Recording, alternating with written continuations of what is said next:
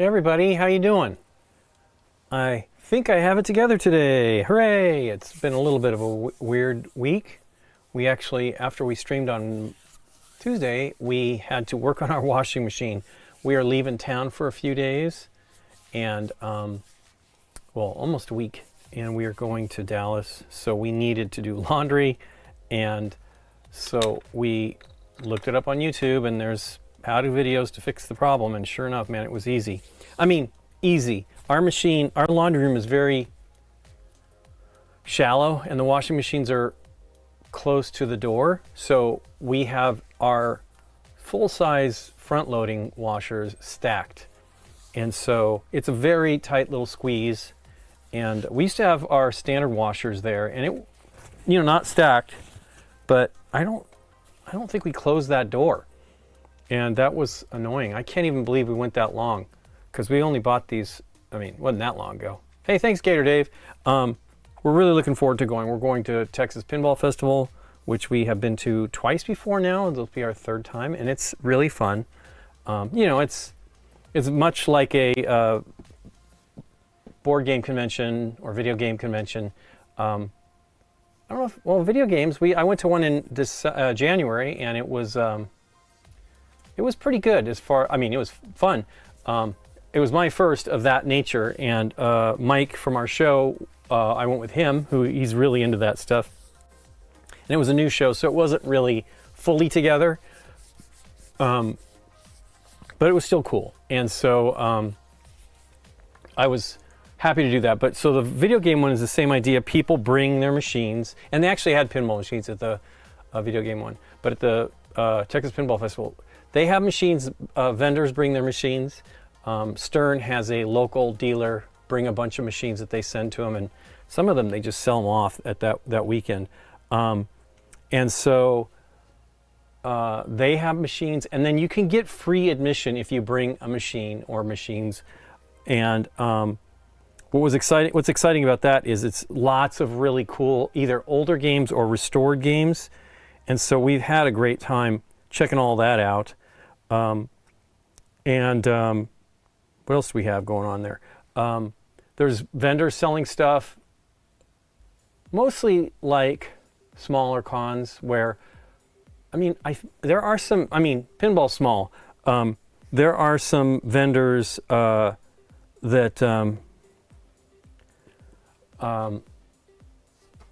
will come that make a lot of supplies. So coin takers, they I don't know if they make things, but they sell upgrades and things like that. So, but they're there, and Marco is there usually with Stern, and Marco is a big-time parts seller, and so all that stuff is awesome. But you know, they have mods and lots of mods, but like parts, they have lots of retro parts. The last year's convention was really quite organized. They had side rooms that had, I don't know what they were doing with them before, but they now have vendors in those rooms. I don't know how great that is for them, but it was pretty impressive because they really maxed out the space, and they had a lot of pinball machines outside of there. And there's also tournament play where a bunch of machines, we never even gone up there yet. Bunch of machines up that there's a full, you know, like 2 days of tournament play at least. And we have definitely not been involved with that. We have a friend, Preston, that does that has participated in that the 2 years we have met him. He actually was watching me stream Paint one morning, and I had commented about the Foo Fighters pinball machine. He's like, "You're into pinball?" So he had us meet up with him, which was great. So it's a fun event. There's some overlap with pinball people with board games. A friend of ours that we met at that very first one is Dwight Silliman, and he is a coder. He's the other half of the design team on pinball machines. His latest one is the new D&D pinball machine, which really, we've played it, I think we've only played it 4 times. We have not, we were going to go, I think last weekend, Brian was free and we were going to go do it, and we ended up not going because we had other things to talk about, you know. So and so we did that. He had a limited time because came up here to go take his daughter to a birthday party. So it was fun. Hey, Cersei, I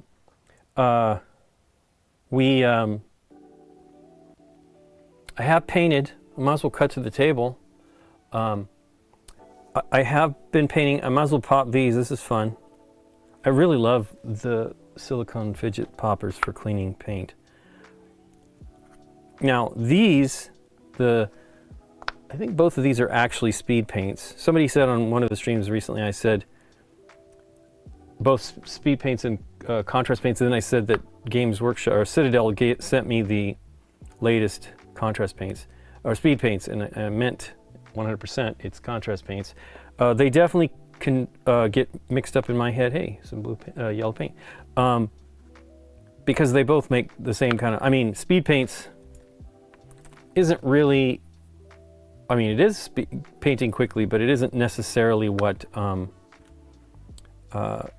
the same kind of system, right? You know, like speed painting is like painting with traditional paints, and I suppose with contrast paints, and just trying to get your minis done as quick as possible. I am supposedly trying to do that. I don't know how fast I'm doing it. Hey, Nev Stark, you've never heard of speed paint? Okay, yeah. I like the speed paints a lot. I have a bunch of them, and I liked the colors. So I had a blue that made me more satisfied. I'll show you that in a second. But I finished. I think I painted Venom last week. The varnish on it. Those are done. I finished Ghost Rider, and that turned out pretty awesome, all three of those. But this Yondu is my last mini of the first phase of Marvel United finally. I mean, I follow Marvel United group on Reddit, and you know, some guy has a picture and he posted, it said, I'm completed until May, which I guess that's when those that project's delivering. I don't know if that's true. That meaning the DC Heroes United, which is awesome, and I'm excited to see those. I hope that's it. I cannot imagine it is. I'm sure they'll find more stuff to put out, but what I really want is Star Wars United. We'll see if anything like that ever happens. But I sure would love it, because then I'll buy them, because I'll be a lunatic and buy them, but I really do not need more minis. But I've been painting 3 sets, so here's I might as well take this out of the shot.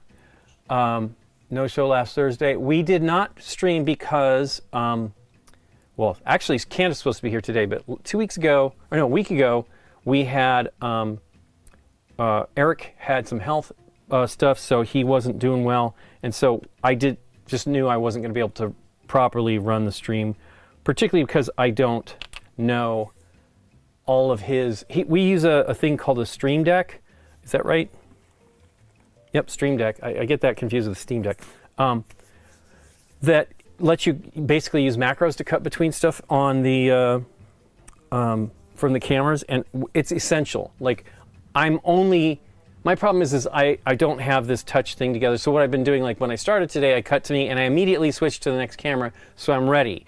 Let's see what I would need to have next if I was going to do that correctly. Well, I'll be back to me. So learning that and getting good at that is something you really need to focus on and do it more regularly than I do. And there'll always be a gap, like there will be from this, because this is my last, as I say, our last stream for till following. I'll be back on Tuesday, a week from Tuesday, because I'm not going to make Nikki do a game stream with me the morning after we return. We are getting back relatively late on Monday night. So that's more than a week. We are coming back on Monday, not Sunday. Is that right? I guess so. I'm kind of shocked. We usually hang out a little bit after the con.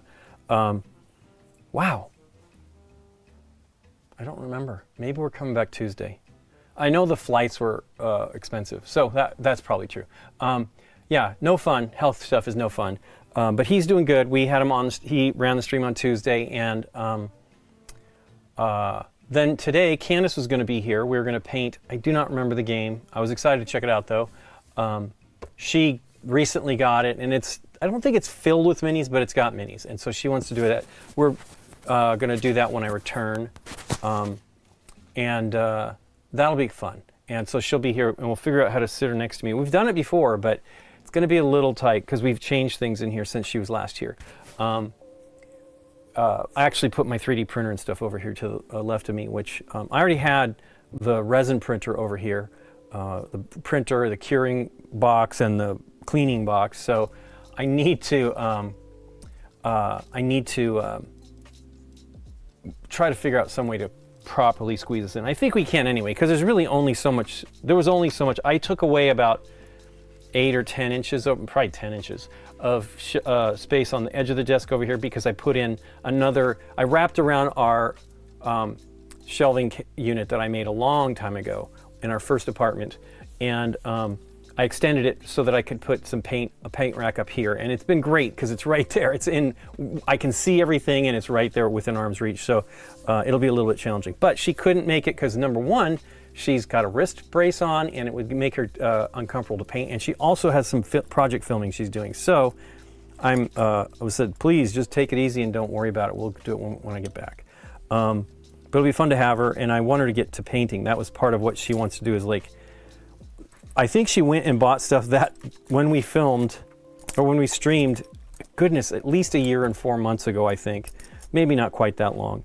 And so we'll cram that in there at some point, and we'll get her associated with, I think she even bought a little airbrush. So, you know, the little compressor one that I have. And I think I might have solved in quotation mark the problems when I dropped it. It is really a bummer. Don't drop them. But it is great to have. So this is the Venom. He's pretty awesome. I don't remember which one was the first one. I think this one was. I don't really love the eyes. They're a little darker than these.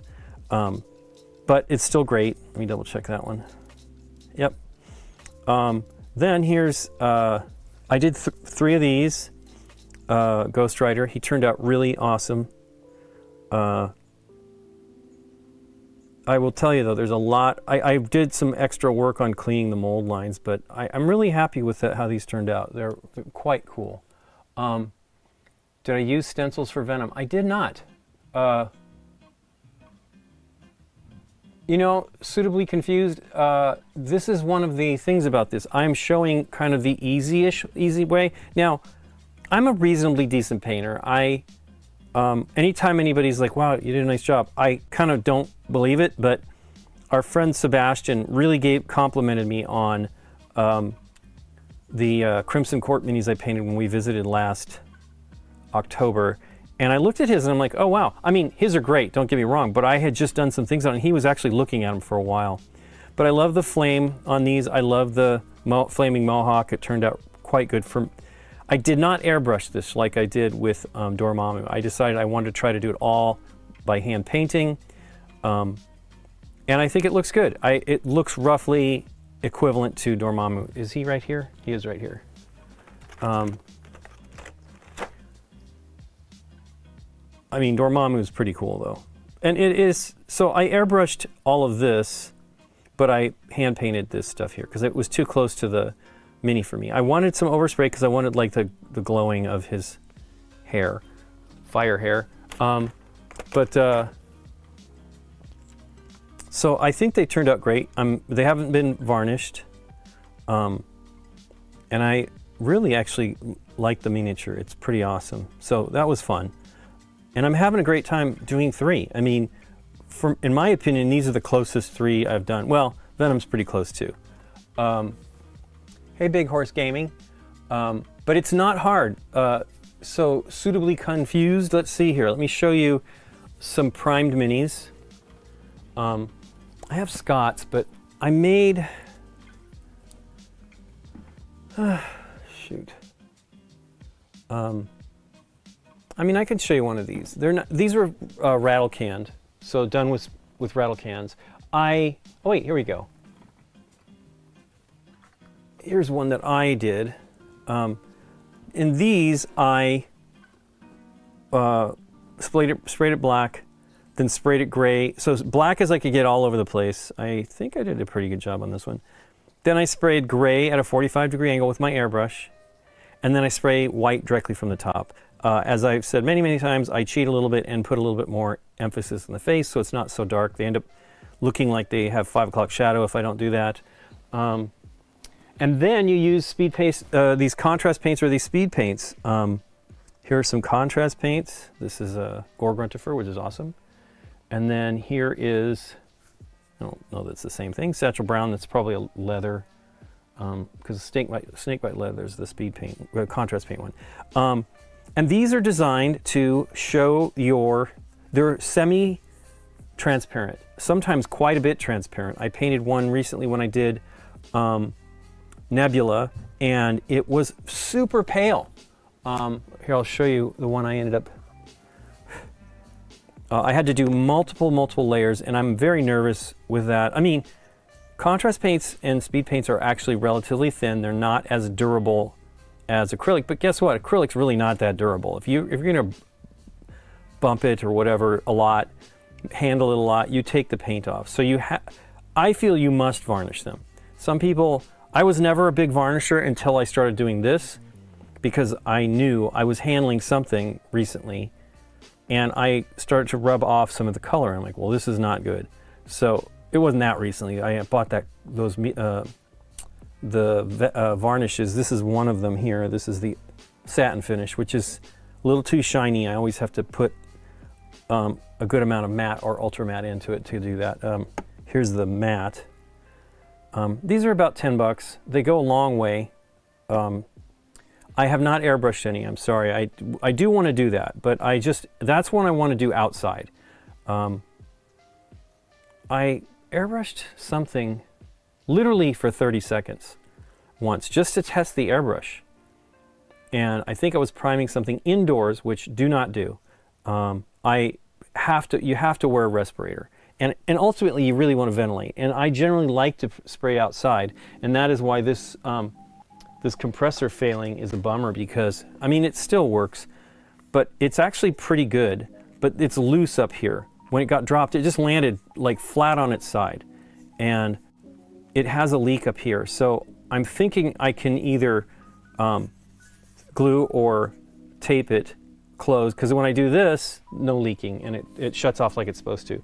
But it's a pretty cool deal, and that actually comes with an airbrush for about $65. It can be cheaper. I think I bought that one for like $55 or $53. Anyway, so I want to spray that through on these minis, but the problem is I'm particularly concerned. Somebody mentioned it last stream that they had concerns as well because they didn't want it to mess up their airbrush. And you definitely don't want to do that. Plus you also, I don't know, you need to wear a respirator. So that is the thing, and I will try that stuff outside. Boy, did I get some clear gloss on right here? I think I did. Clear varnish. Oh no, it's drying. That was just probably me spitting. But she turned out great. I had painted one of these 3 years ago now. I cannot believe it was 3 years. And was eager to do mine, and I finally got to it. Anyway, so you paint on those shaded, I mean, well, I don't know why I was looking for a highlighted mini, because this is grayscale zenithal highlight, and you can see what it's doing. I mean, I'm adding shading here and multiple layers of the stuff. This I think is more leathery, and I painted it blue, so my plan is to go over it with like a darker gray wash to do that. So, I mean, a lot of what they do on these, let me see if I have the picture up. A lot of what they do is they are reflecting light, lots of reflected light that's blue on these. And I love it, but I'm not that great or patient of an artist with that. And one of the ways to do that more simply is to airbrush it. And I've done it a little bit. As I showed you, Dormammu had some. I did some on Hela, and it was great, but it's also messy, and I don't know, it's weird. I've been airbrushing for decades. I know how to airbrush, but I'm not always the quickest to jump to it because it is just messy. I have a spray booth behind me that I use pretty regularly, and it's great. I don't need to wear a mask. I never smell anything except for maybe primers, and I haven't sprayed varnish, but I will assume that it will be similar. But I was saying, I tested an airbrush by spraying, I think, some primer, and within 30 seconds, I was feeling like I was slightly choking. So do not do that. It really atomizes. It's not nasty kind of stuff that's in there. And I knew better than that, but I thought, oh, this will be fast. Nope. So don't ever do it without ventilation or a mask, respirator. So I will try to do that eventually here once the weather warms up a bit, because I'll do it outside. Suitably confused? Absolutely. You can do that. I mean, for example, right now, at least the other day, I'm always looking at the price. Now, I don't know if you care about Marvel United. I really enjoy it. These are fun to paint. The scale is crazy. So here's the minis I was talking about that Sebastian was impressed with my paint job. These were painted with contrast paints as well. But there's a lot of traditional acrylics in here for like the blue and the metallics. But look at the scale of the faces, right? I mean, this is crazy. This is fun. It's big, it's daunting a little bit, but it's really not hard. But you can buy this set plus the Spider, what's it called? Enter the Spider-Verse, plus I think a Doctor Strange mini for 20, let me look at that. Let me see if it's still there. And so you get the full game plus 10, 16 or 17 minis for around $30. Let me think. It might even be cheaper than that. I was so tempted to go for it again. I'm like, and I bought that before, so I'm not going to do it. But they had it on special with that set, and I think Nick Murphy bought the same thing. It was like, he wanted more. So he did not go crazy like I have. Geez Louise.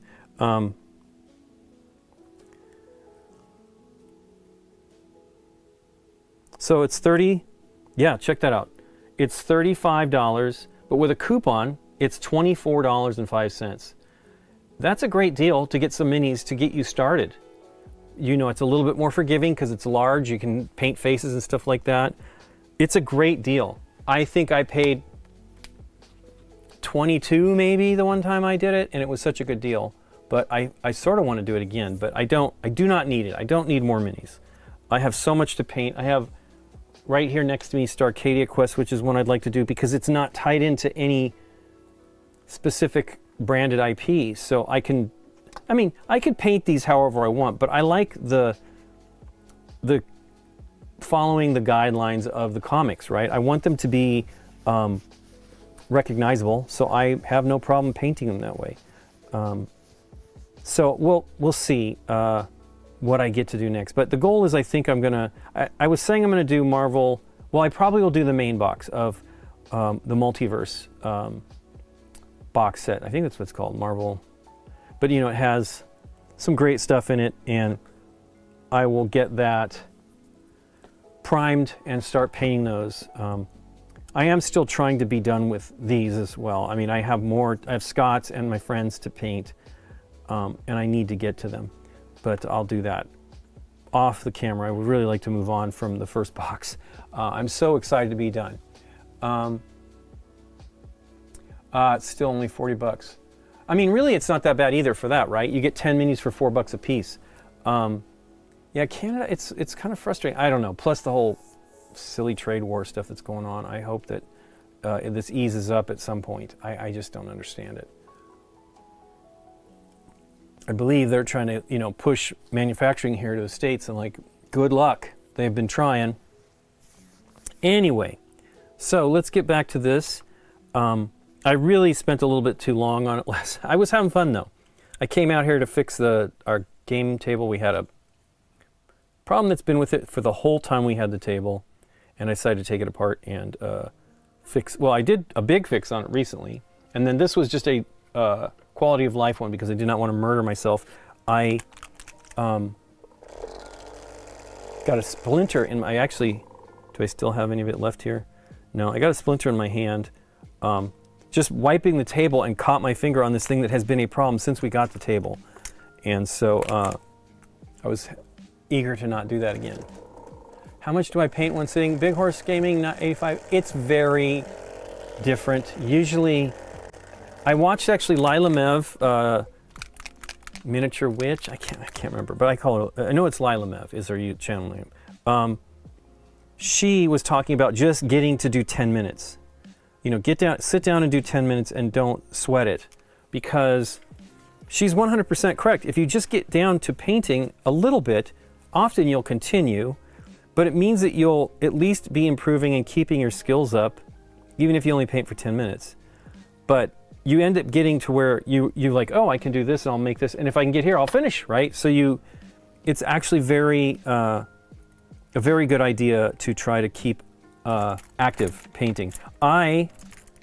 For the longest time, I painted, this was one of, not the last mini, but this was a mini I painted 15 years ago now, 14 years ago. And I had painted the full complement of, this is from Space Hulk. I had painted the full complement of the Space Marines, the Terminators, and Scott wanted to have it for the BG library, and I'm like, that makes total sense. So he had another copy of the game for me, and I just brought it there. I had painted these before the con, and then we speed painted, three of us, the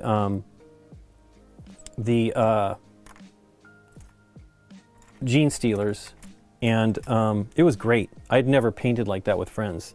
I painted with friends before, but not like that. It was really awesome. I just noticed, I'm sitting here doing this other thing, I noticed that the yellow got into this channel, which I don't want, because I'm a goofball.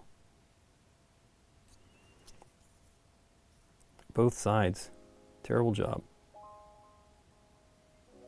So I'll probably paint a little bit more of a highlight there. See if I did it on this one. I sort of did. There's like a weird notch in it that is obviously part of the design, part of the mold. Maybe it's an injection point, which is certainly possible. Goodness gracious, all four channels did that. And no matter what I did, I kept trying to like get it to the edge of that, and I still didn't get it. This one looks a little better. But yeah, I try to sit down for a couple hours when I do get a chance to do it. I would love to do it all the time. I'd love to be able to sit down every day, and I potentially could get there. I've been making more of an effort to not, thanks Big Horse 85, I've been trying to like not work super late.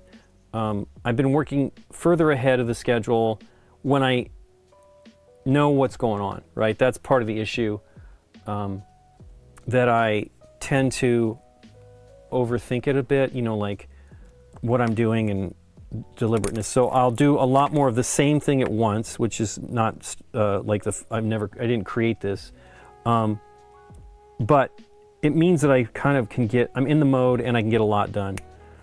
And it's very, very beneficial. It's been a great amount of like, Nikki and I can just hang out in the evenings and enjoy dinner more, which is nice, and then maybe watch something on television or whatever, work on our projects, come out here and do this stuff. And that's been great. I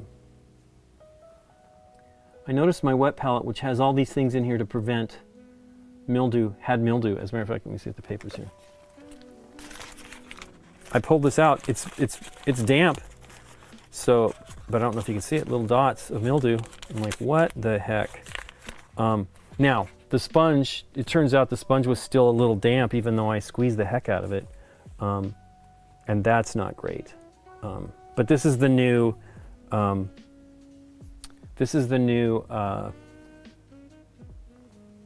Game Envy. And what is it called? I want to call it Endeavor, but it's not that. Goodness gracious, I don't think it even has the name on it. It's awesome. It's actually pretty nice. I've had wet palettes forever. But because I made my own. Nikki showed me how to make my own ages ago. But I do like these pre-made ones. The neat thing about this one here is it has a vent. And that's the disappointing thing. I actually had the vent open at Turbo Dork, but it doesn't say. Gosh darn it, I know the name of these. I keep wanting to say Envoy, but that is not it. But yeah, it has this little vent. and it actually does help keep it from mildewing. And I don't know what happened, but it wasn't a big deal. It doesn't seem like it got on anything else. The sponge seems fine, and we'll find out. I'll put it back in the fridge tonight because my goal is to finish some projects and get out here a little early. Since we are leaving, I have a few things I really need to get ahead on. There's a few things I'll have to do from Dallas, which is fine.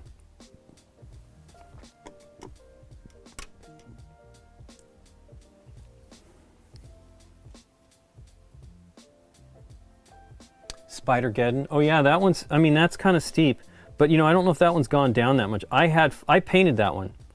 That was part of, that came out last year, so it must have been part of more than a year ago.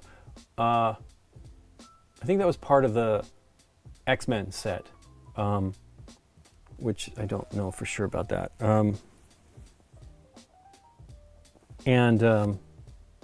Man, I'm really having a hard time on this word. The edge is not really where I want it to be. That's a great set. I had a really fun time painting that. There was some neat, for me it was like new larger minis I did. Penny and I don't remember the robot name and stuff like that, but it's awesome.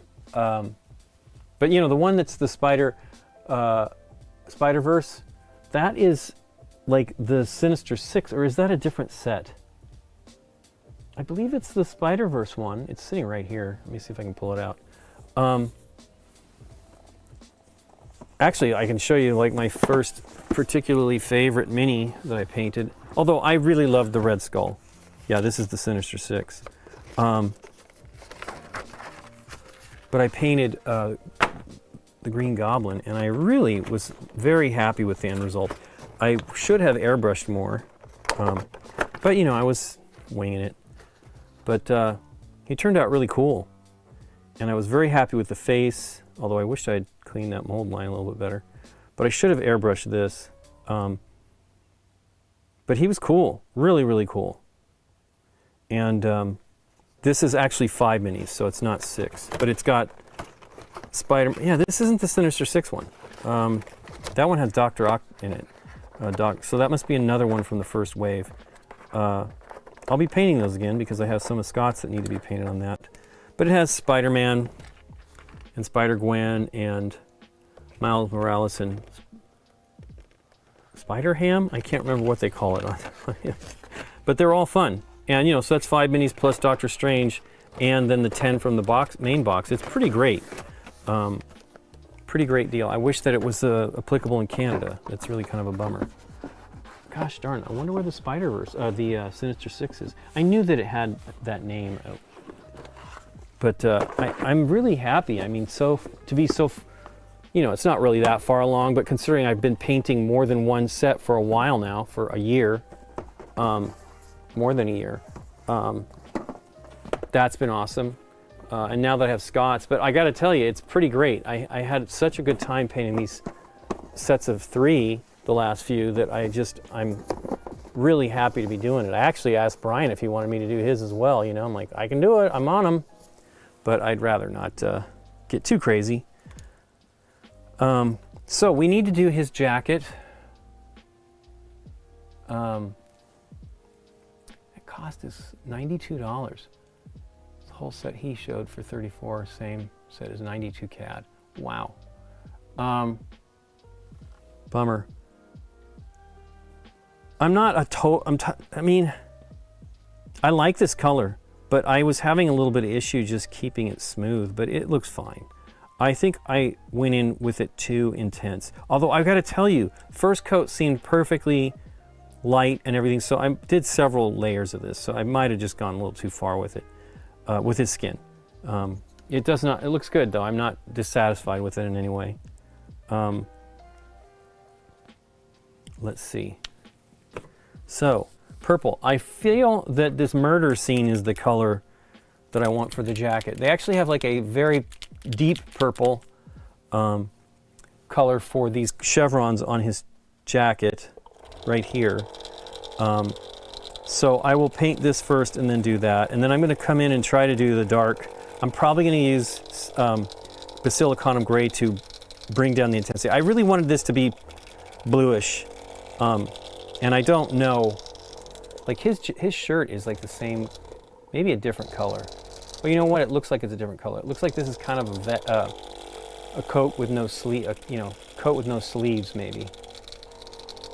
The terrible thing about the original set is they only showed basically, they might have 3 photos of this of the Mini, but they were all almost exactly the same, just a slight like rotation of the Mini, and it doesn't tell me everything. Now I do have a digital, and I need to dig that out, a digital version of the Marvel Almanac that shows all of the characters, and I would like to, this is not mixed, I would like to have that. I need a tablet out here. We have tablets, but I'm generally not a tablet guy anymore. We use them to control cameras. And we had a problem with one of our episodes recently that is going to be out of focus partly, and it's a bummer, but it was one we shot with Deborah, and I'm not going to waste it, so it's a little bit of a bummer. So I do the paints in here with the Fidget Popper wet palette. Now there's going to be a lot of paint on this one, but I'm also going to do what I mean, what you really should do, you shouldn't do, I mean, I don't know. I feel creeping up on the color is not so bad either. What I end up doing is I build to the color depth, darkness I want. I don't like having it too dark from the get-go, because I'm most often dissatisfied with the amount of how deep it is, because I want to be able to see some of the undercoating. Scott is Aldi. I'm doing Aldi's set. And he was doing his with me on the streams in 2021 and 2022, maybe even. And as we were packing the stuff, he's like, man, I kind of want to paint him. I'm like, wish you would. But he just knows he's just too busy for it. So we will see here. I hope he'll be happy. I mean, I'm hoping everybody will be happy with what I've done on these, because I really want to try to do a good job. So I'm going to use a slightly different brush this time. I think I'll use this 4. These are the very inexpensive brushes I got from one set from Amazon and one set from eBay. I think I paid more for the eBay one than I did for the Amazon one. The Amazon one was $26 or something like that. And it's 140 brushes, of which, so it's it's 1s, 2s, 3, 4, 5, 6, I think. So it's 6 different sets. 1s and 2s are the least useful for me so far. It's not this one's a terrible one. This is one I beat up. Actually, I probably should just use this brush, which isn't like that big. Actually, I'll probably just use this one. I like to use the larger brushes to do, you're really supposed to use the larger brushes for these. Problem is painting around like these chevrons, I don't want to paint over them. You can just paint over it and don't worry about it. And then just put a darker color on top of that, but I just don't want to do that. So let's see here.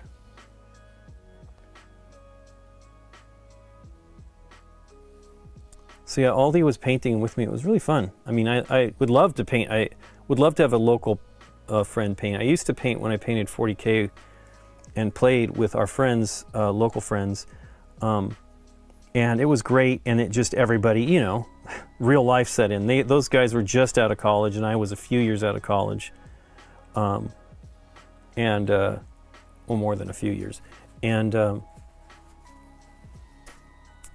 so it was short-lived, sort of. Okay, but let me paint underneath and see what it looks like. Well, that's going to be hard to tell. What should I do here? I should test it on something. I need to have some minis that are just, let's go for it. Is this under the coat the same thing? I guess so. This is fine. It kind of looks like, I should have looked for the contrast paint. I actually prefer the contrast paints for the cloaks. coats. But this does look pretty good. My issue on this set was, is I went back and I used the new airbrush, and I don't think I did a great job thinning it down. You need to use, I don't even know if I used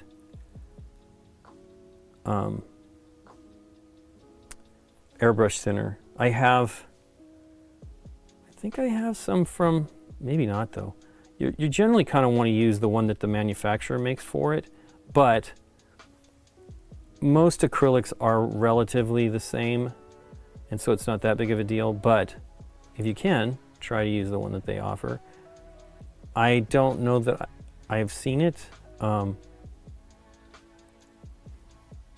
It's funny, I was watching a video about airbrush stuff, which, you know, don't, if you have a lot of airbrushes, don't bother with it. I sure do it all the time.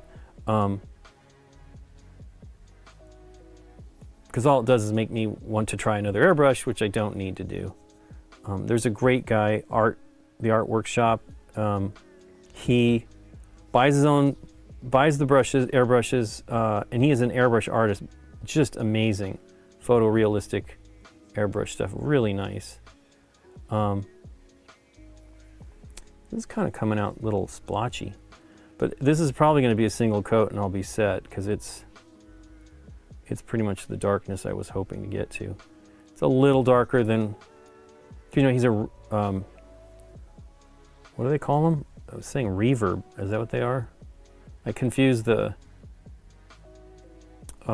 Firefly stuff with whatever. They might even be the same name, what do I know?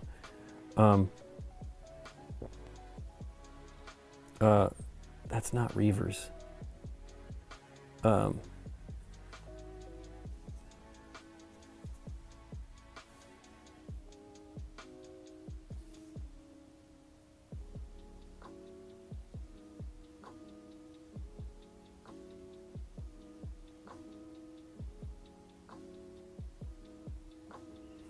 I believe this is my first cloak with this, was the coat, but my first one with the paint here, the speed paints, or yeah, speed paints.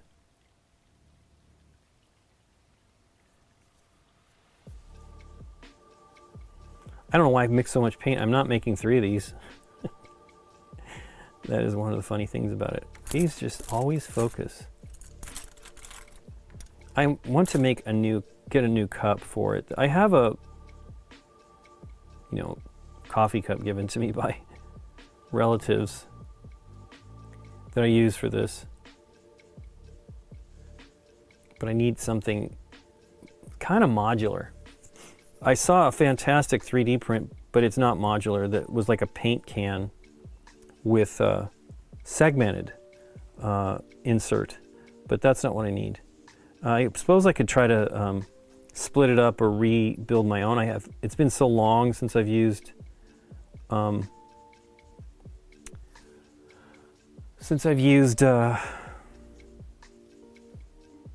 Fusion 360. It's been at least a couple of years, and I was new to it. Now, I used to work with CAD programs all the time. It was my job, designer, but I had done the 3D in those programs. In Revit I was getting into, but I had done AutoCAD for a long time with that. And it's only okay, right? You know, you can't really do a fantastic job. I did build one of the projects we were doing, a research thing in school, in college, and I built the 3D model in that, and it was okay. But I really like Fusion, but I haven't done Fusion 360, but I haven't done anything with it for a while. The reason why is because I actually have been using other 3D programs, is because they say that it's free to non-commercial, but I couldn't get it to work the last time, so I just thought, well, I guess they've changed their mind on that, but then I see them saying things that it's still, you can do that. I'm like, well, I sure would like to do it. I don't know how to do it. Gosh, what are they called?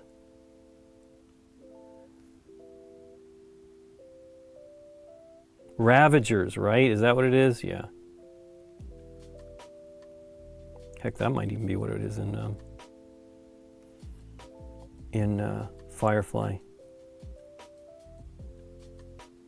I'm not really sure what's going on this, on these adornments here.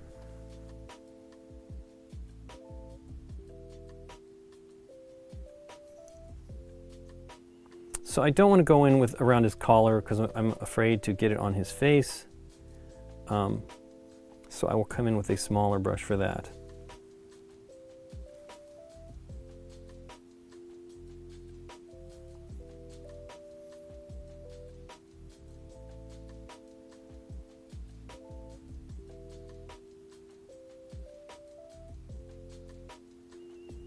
I had somebody write me and ask on BGG. These videos are now posting on BGG. The unfortunate thing is that I have to go back and change it because it automatically just replaces the Game Night episode with this. And, you know, this is not the Game Night episode, so.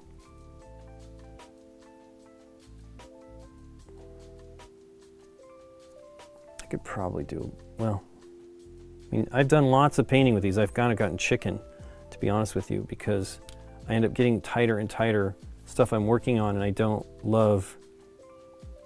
not want to touch the mask, the face.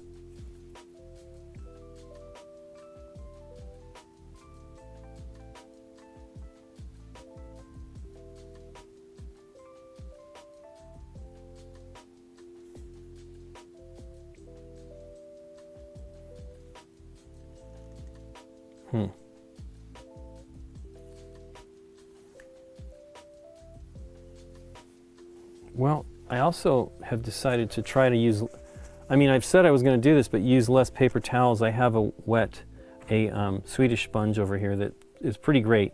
Take out the bulk of the paint and use a lot less, and it wicks out the paint too, you know, the water, so it's pretty great. I will use this one. Let's see if I can do it.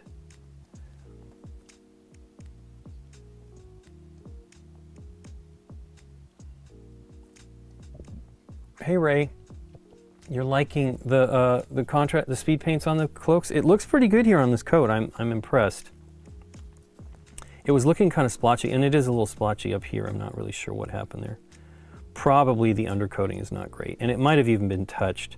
It's one of the things you know, you wash it before you put the paint on, but I still handle it, and I shouldn't. I should always have it in this handle, you know, so that I can do that and not destroy it.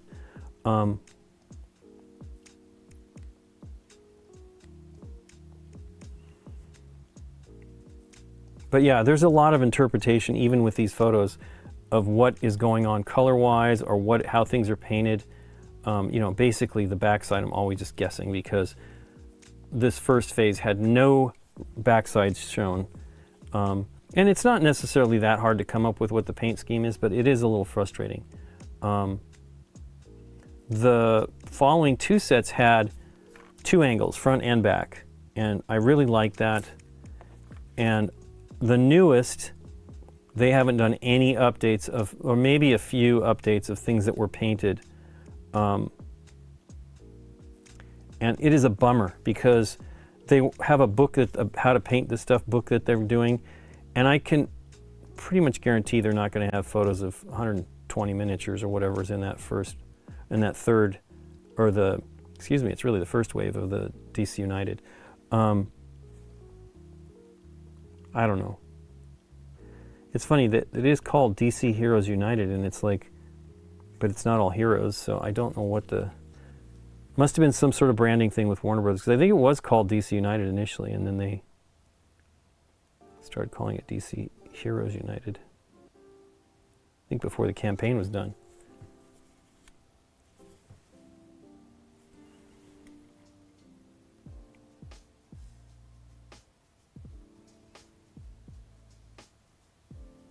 So I'm in another chair, which is pretty good.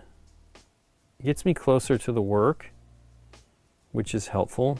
I'm a little far when I'm doing it. Gosh, I do like this color. It's going on pretty great. My issue with these paints so far has been that it dries on the brush way quicker. And you know, the other one's probably drying too, but whatever the whatever's happening here, which is it starts to put a lot of paint on around the belly of the brush. And what that's doing is it flakes off and I'm getting like long strands of the pigment, you know, and it is not great, and it's a little hard to clean it, so I'm not really sure. I will say, I mean, you know, the price of the paints is quite a bit different between Citadel and Army Painter, and I think they're both very good. But I will say, there's more paint, I believe, in these. Let me look. I think it's 22. No, 18, same amount.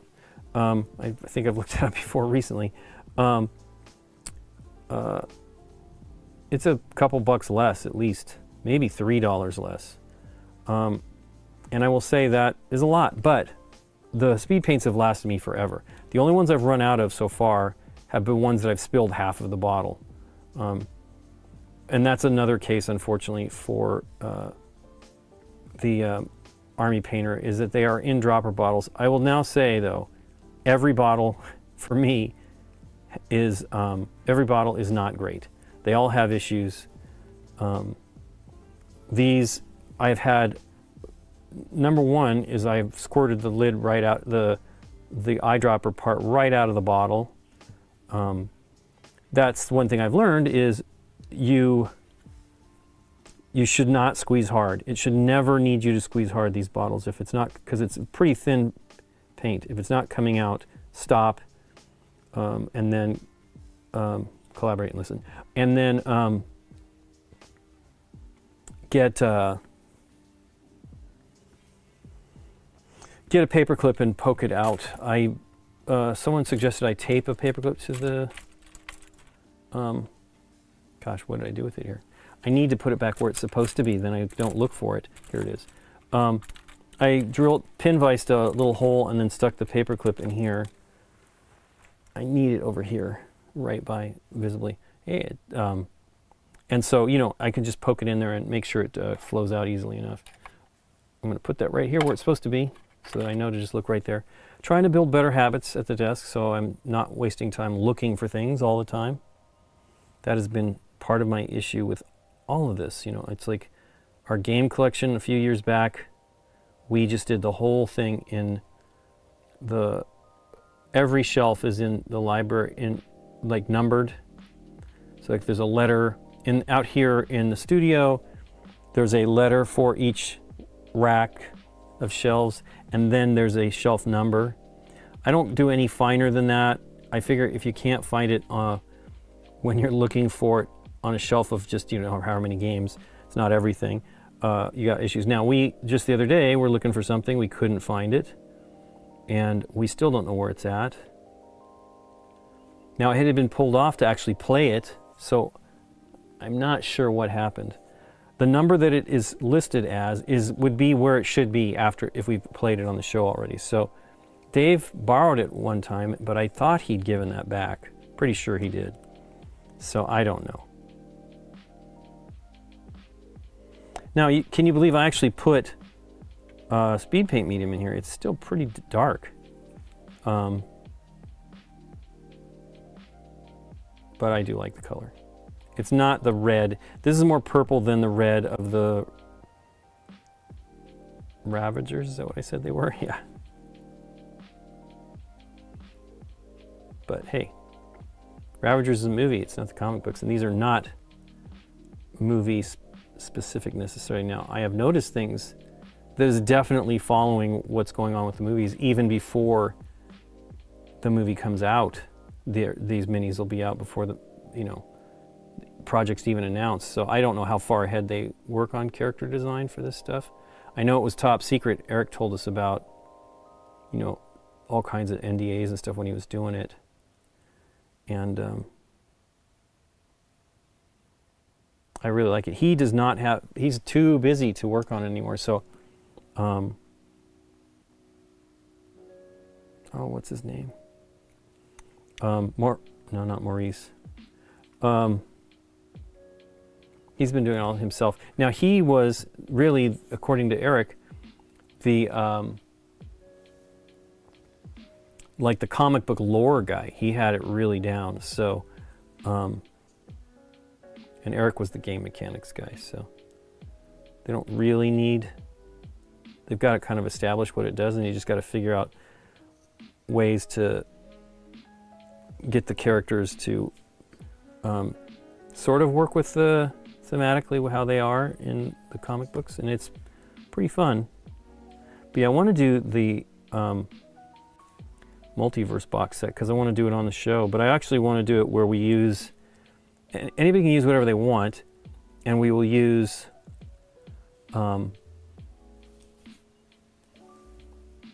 stuff from the first wave since I've painted them. Because we already did that like 4 years ago, 3.5 years ago. We did the show. And I kind of want, you know, I really want people to get encouraged to paint your minis. It's really worth the effort. It's not that hard. And, you know, you get better each time. And, you know, as, oh goodness, who was saying it? Suitably Confused, I think, was saying, you know, use some minis that you're not so concerned about.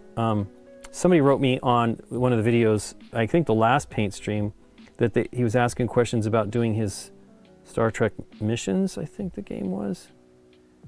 And, you know, he didn't want to paint them, he wanted to wash them.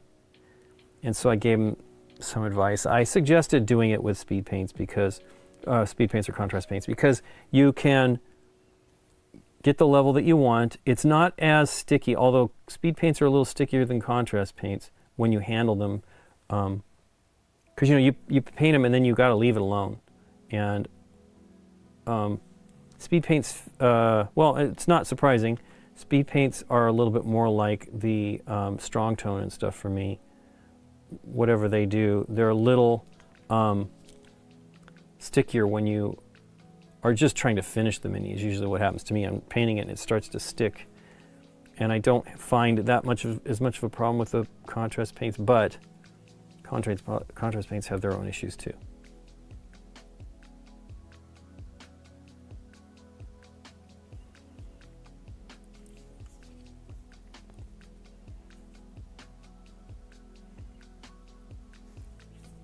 It's tight in there, man. And I haven't even gotten this other arm done.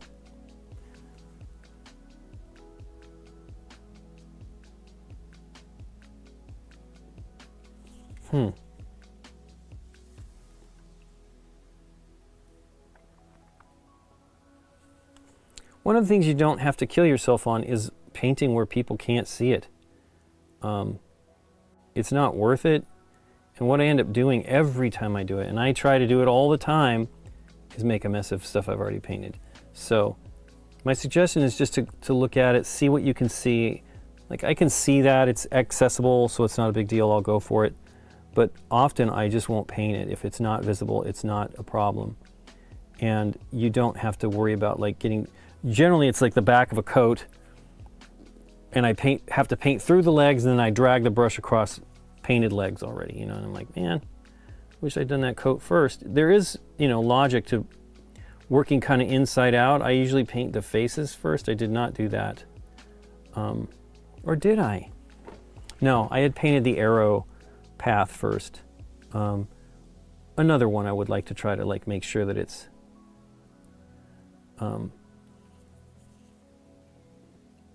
you know, I don't get stuff on it. So I really should have painted the coat first and then that, but I did not. So it looks like he has like kind of a scarfy or a sweater looking thing going on here. He does have different colored legs, but his jacket, his vest looks like it is also the same color. So we'll just go with it. Actually, you know what I will do? I'll make a second pool. I'll just wait until I'm done with the other miniature. Then I'm going to lighten the intensity and just make that a different color. Like this is leather, and the I don't know, I feel like their whole outfit was leather, right? Or something like that. So maybe I should just go for it.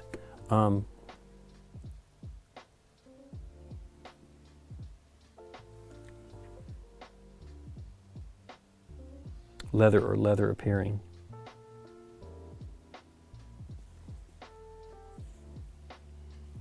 So I'm trying to get in here without touching the path of that arrow.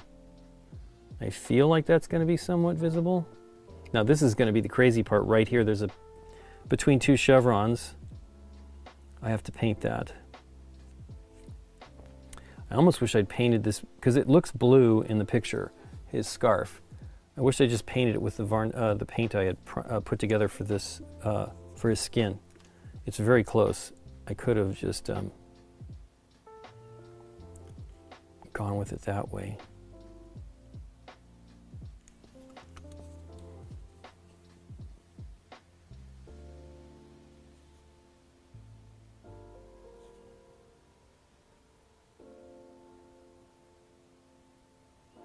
But I am going to go to another video game one in June or July. There's also another event that happens, I think in May, that we never make it to. It's a horror con. I'm not the craziest horror person, but we have friends that work at it, and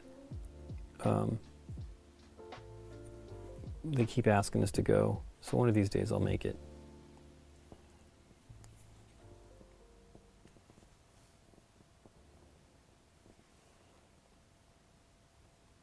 That's cool that you're having that kind of luck with large areas. I think I read the other comment you made and didn't finish the second one. I think they're pretty good. I don't think I can reach in here as easily as I think. Well, again, I'm going to paint the shirt or the vest similarly, so I could probably pull it off. I just don't want to get it on the arrow.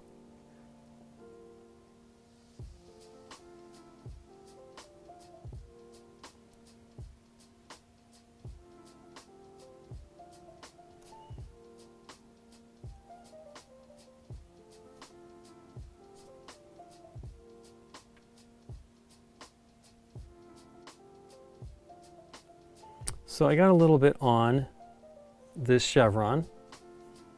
So I'm going to paint a little white or gray on that to compensate for that. It looks like his belt is black, probably the same color as these straps that I have made blue. But like I said, I'm going to try to put a darker gray over it, but not necessarily at its strongest level to go for some of the blue highlighted stuff that they do.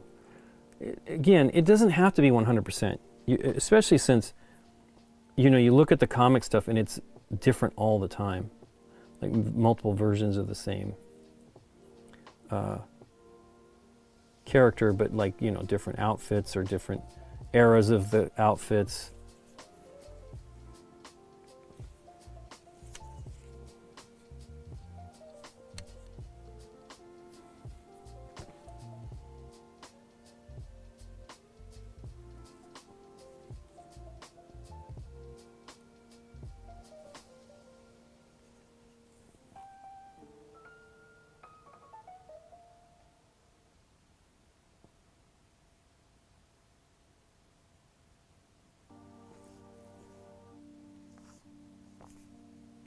Keep seeing that white and I like, oh, I missed that. I want to paint it, but I am not painting that. So there's a little bit in, well, let me just paint the rest and then worry about the small parts later.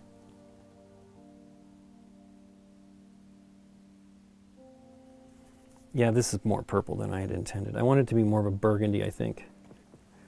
But not a problem. I'm not I don't even remember what I painted Star-Lord Quinn. I can't remember whether I painted it like this. I should have. Somewhat similar. Although, you know what? I don't know that he had that look until later. I think that was the first movie where they called Yondu. Trying to deal with Ronin.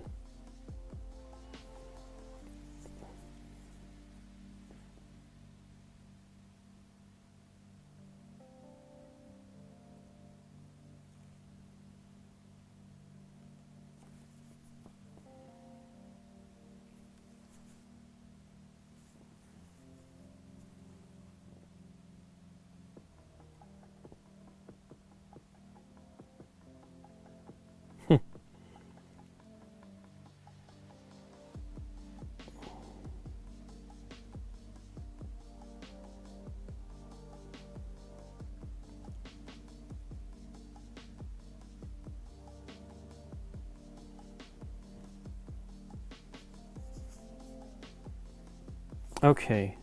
Well, no, I still got a little more larger area to do here.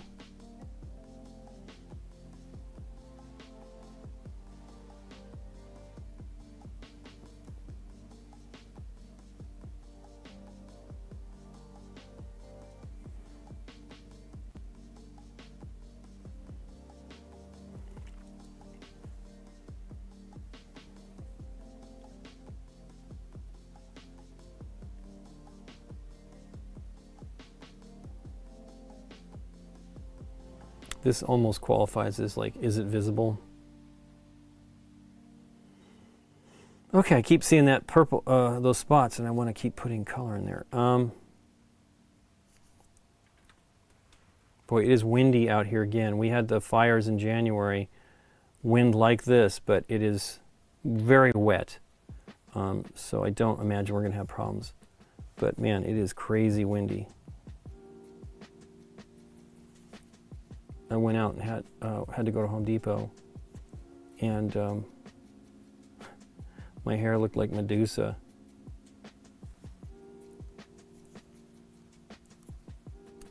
Nikki got a new haircut today. It really looks nice. She was all nervous about it. I'm like, you do what you want. It is expensive though.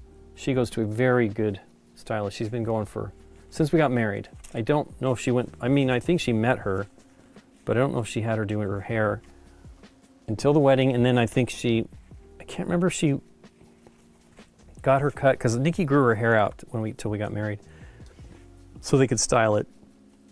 And it was funny because it really, she had it all done up, so you couldn't really tell it was long. But she then had it all cut off right after that, because it was a long process of growing that. And so I don't think she had that lady do it. But she started having that lady do her hair not too long after that. And she's done a great job. The downer is, she used to be in Burbank, which is not that far away from us. But now she is much further. She also lives far away, so.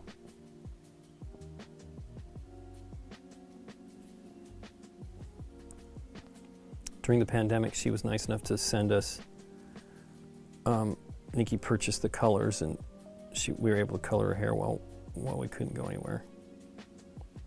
Till she opened back up. So I was Nikki's colorist there for a little while.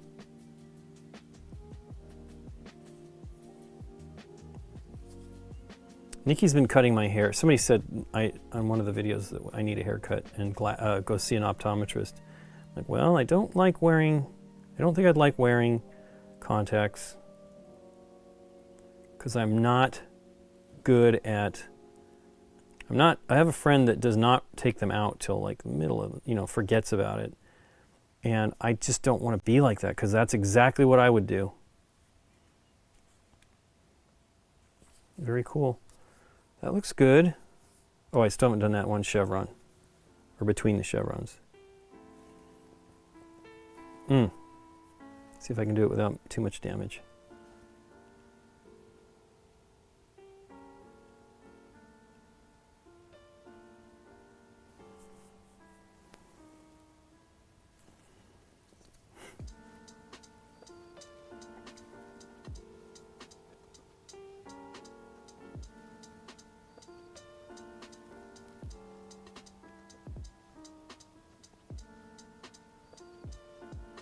Goodness, now, gosh, what am I doing here? What is happening? It's a full-on chevron down there. I think I just painted over that. That's a bummer.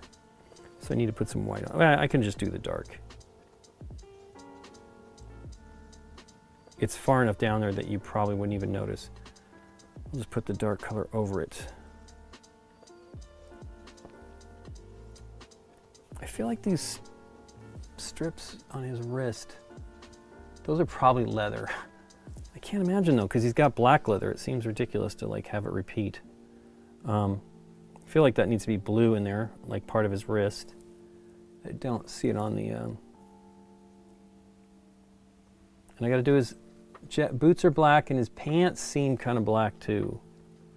I have to paint this box. where the arrow is kept. Although I will say the arrow looks much too big for that box, but what do I know?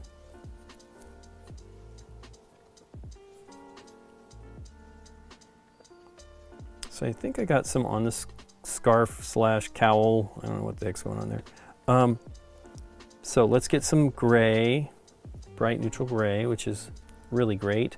I'd like to actually get all of the grays that they have. Monument Hobbies, I like their paints a lot. I ended up going with some of the, I bought the 50 paint set of the Army Painter. You know, people were saying good things about it. I did not ever use the old paint, so I don't know how good or bad it was.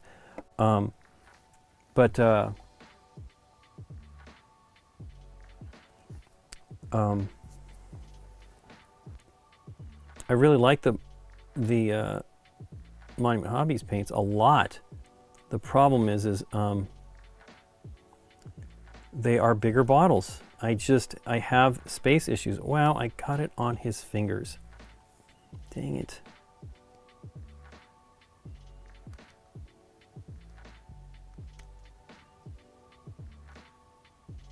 Now I can repair that. I can just paint some gray over it and then paint the blue over it, and that's what I'll do. I'm not going to sweat it too much. Just remember to paint the blue. So I'm probably going to paint his pants with the Basilicanum Gray, which is literally my favorite color to use. It's cool. It's definitely a great paint.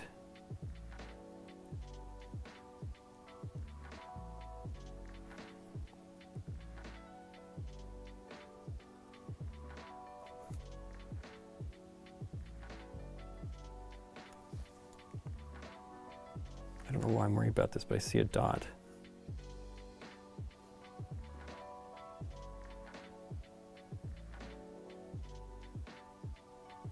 But here's one thing. I was saying how Sebastian was complimenting on my paint job.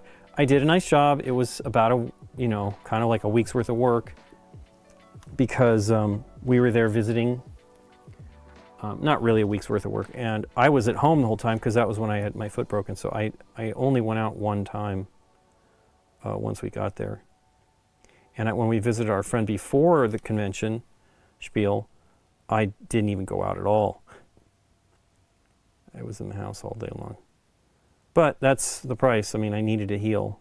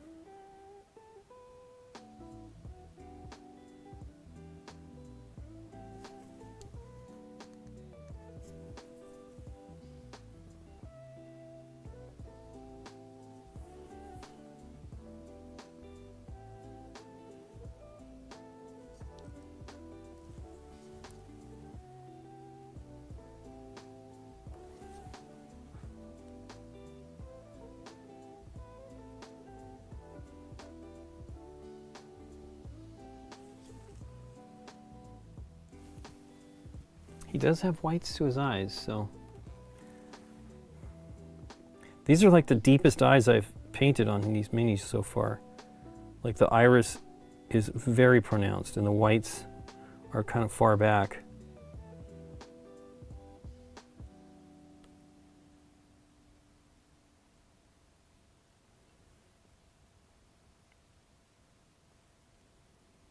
I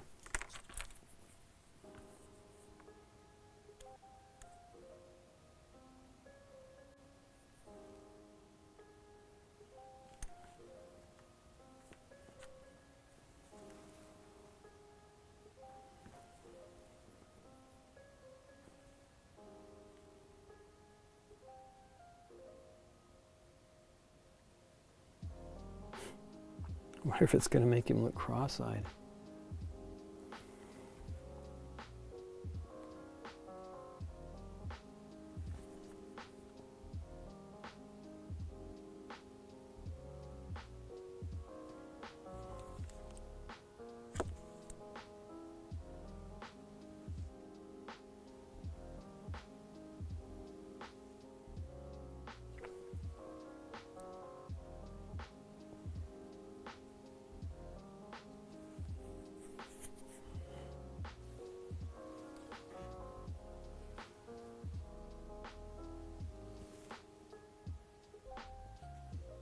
So what shall I use for the, probably that Hive Dweller purple.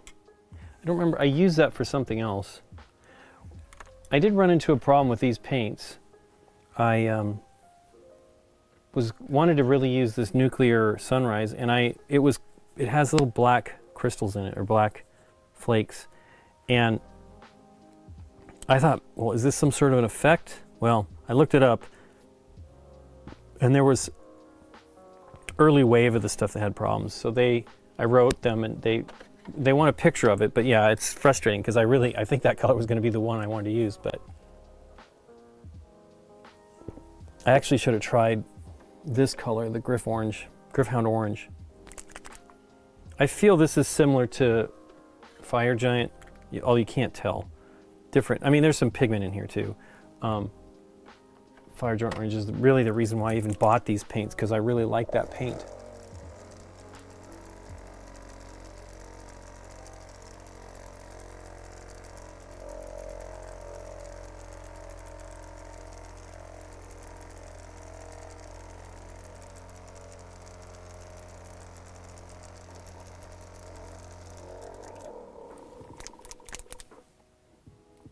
I think that Spider-Geddon set has 8 or 10 minis as well. So, I mean, being nearly $40, $35 is not bad. I really like those. Wow, look at this. This is kind of like oxidizing or something.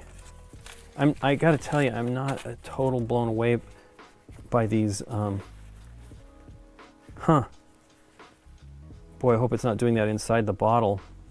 Feels waxy. This is one of the earliest paints I had, though. It's funny that I felt that they didn't have an orange, but it says right there, Gryph-hound Orange, and it probably is good. I don't know if I've probably used it since then, but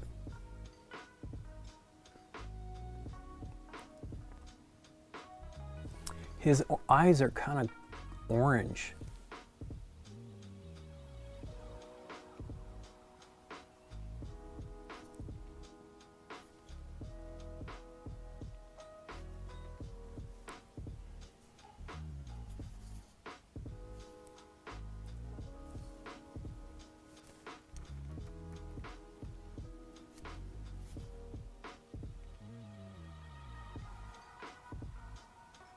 Cool. Well, let's get the Basilicanum Gray going. I got to mix the heck out of that stuff.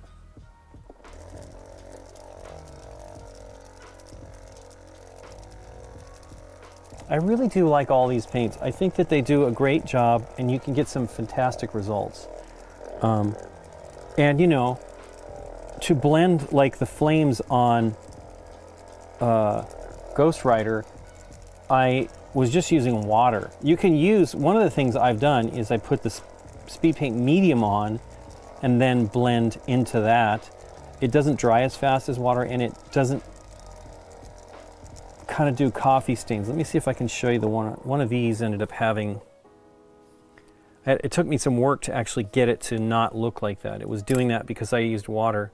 I did a good job concealing it, so I'm not too worried about it. But it had like little pools of lighter color, and I'm like, what has happened here? But the water just did me no favors. So that was frustrating, because I think it works pretty great, but it wasn't working. Now, this was with the speed paints. I usually use contrast paints, so they may work a little better with the water.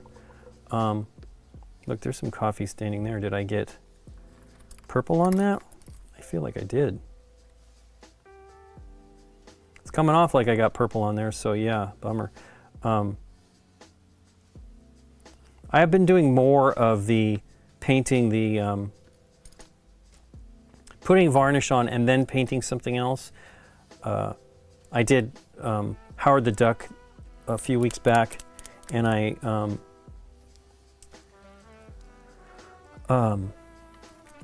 painted pinstriping on him, and so I just varnished everything that was going to be pinstriped, and it was definitely helpful. It is challenging because when I'm pinstriping, at least for me, I'm doing it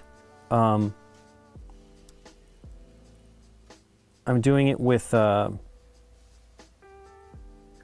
thinned down lighter color that's actually a standard acrylic, and with potentially like the red in it. I think I actually did use the red because I believe I used, man, I don't even remember. This is terrible. Might have been this one. Sigvald, no, it wasn't Sigvald Burgundy. It was Flesh Terror. So I used this one as the red for his outfit. And I had a little bit of that in, and probably the gray, the light gray. What do they call it? Bright neutral gray. So yeah, I think that's what I did.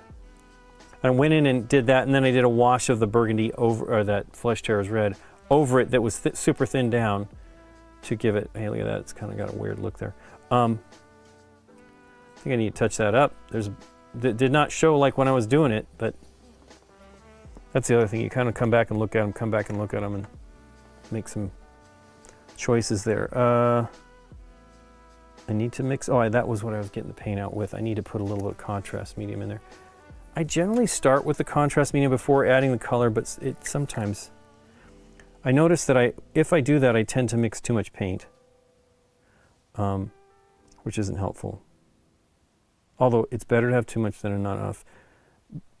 But again, these paints are pretty forgiving, and I don't feel you lose too much by mixing it again. I think you can get pretty close and you don't have to worry about it, as long as you know roughly the recipe that you use to get there. Now this may not even be that light. I do want these pants to be dark. As a matter of fact, they kind of look purpley, but I don't think we need any more purple on this mini. So, paintbrush. What did I use? I think I ended up using the orange one. I don't remember. So when I'm doing the speed paints, I tend to use the paint brushes that I'm not so in love with, because you kind of got to poke it around to get it in there. Good coverage. And wow, this is probably too thin. Maybe there's too much water in the brush. That is possible too. Got to be cautious with that. Let me drain that out a little bit more. Does seem wet. They actually, I think I was watching a GW Warhammer TV video, and they were like, take out the water, and I was like, wow, I like a little the brush to be slightly damp when I'm painting these paints, the contrast paints.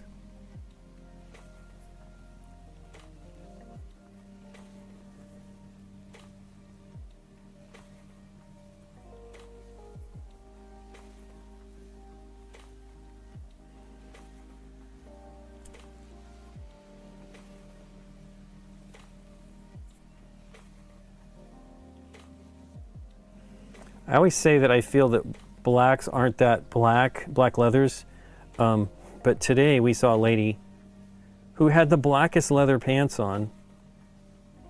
She also had an eye patch, so she was really, had a look. Now, she probably was just at the doctor having her eye checked. But it looked cool, but super dark. I was like, wow, okay.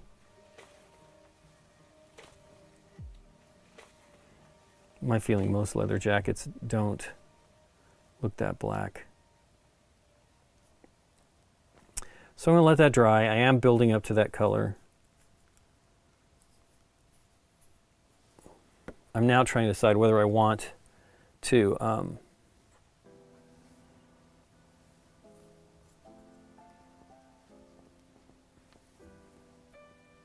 go with black boots or not. Since I was... Although I have black leather docks on right now, and they're pretty black. So it really probably just depends on the tanning and stuff.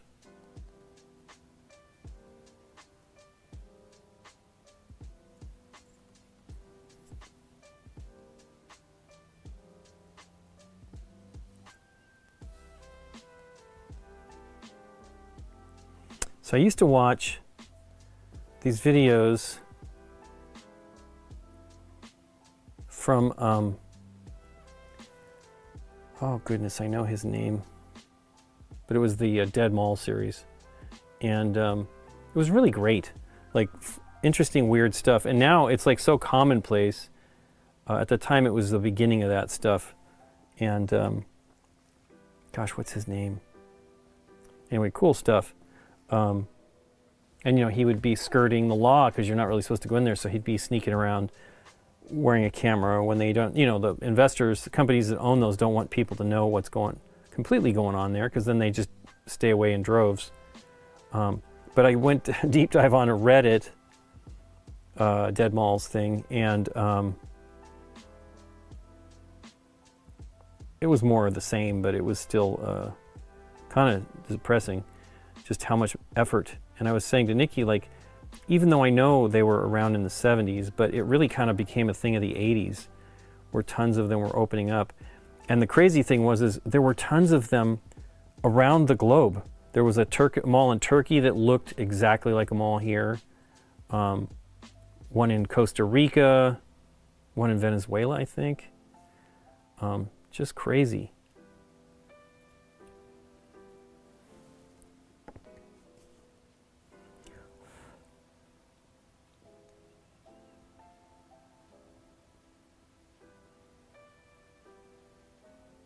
So I did try to do some like shading on his cheeks with more blue. I am not certain how, like his under his cheeks, I'm not certain how successful that was. I'll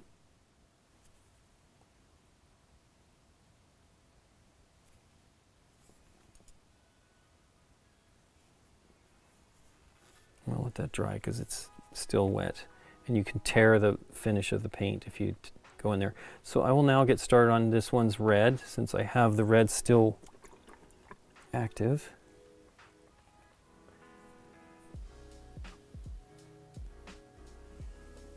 I think I need to wet this sponge.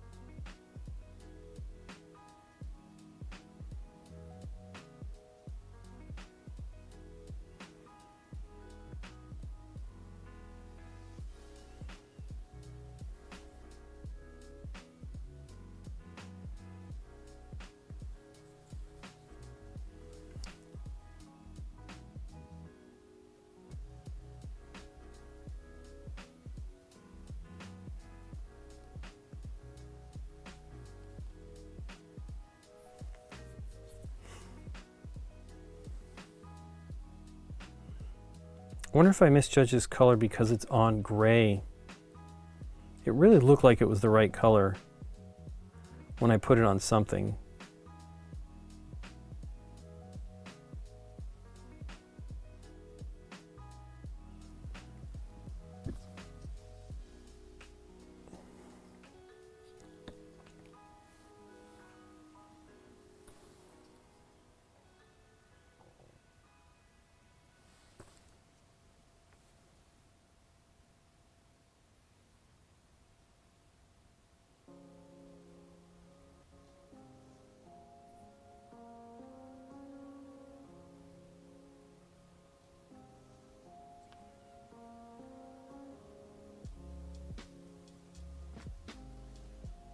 I did end up checking all the paints because of that weird. So one of the things I read on Reddit, somebody had had that problem, and they ended up finding 10 other paints had an issue. I was like, wow, because I would think it would be a problem with one of the pigments, but I don't know. But none of these had that problem, so I don't know what the end result was. And it was last year, so I think, you know, I feel like, I guess they came out in around this time in 2023, so I guess it would be about 2 years ago. Boy, that doesn't seem right. It has to be, though.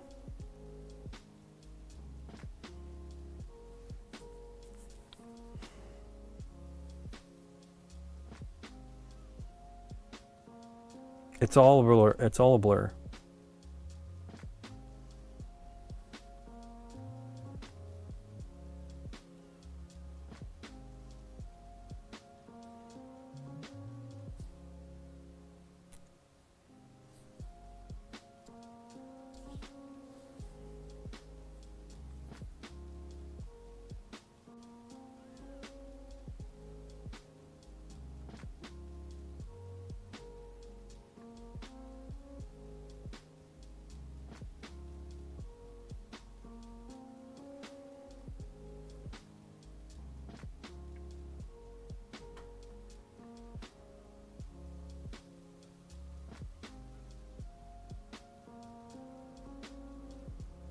So it's really settling here, and I kind of ignored it, and you really kind of don't want to. You need to get on it as soon as it starts to settle. You do not want to tear the film that is created as it's drying. It ends up really looking odd. So I might have just fouled that up a little bit.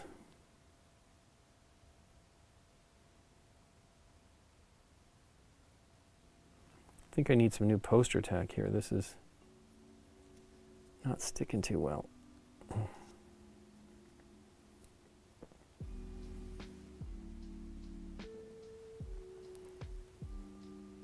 Wow, I got blue on there.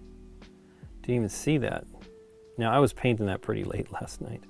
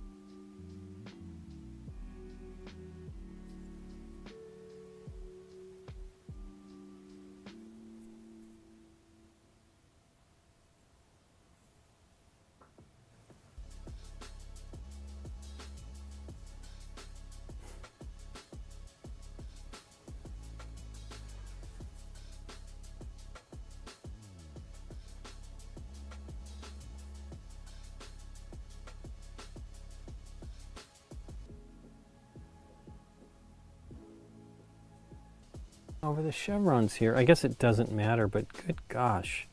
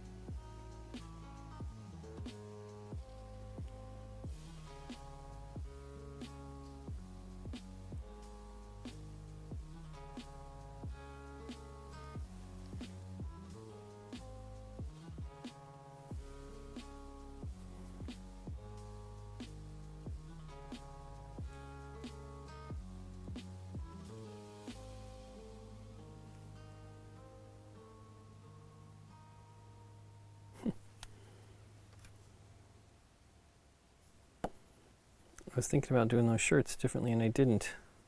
Or the vest or whatever.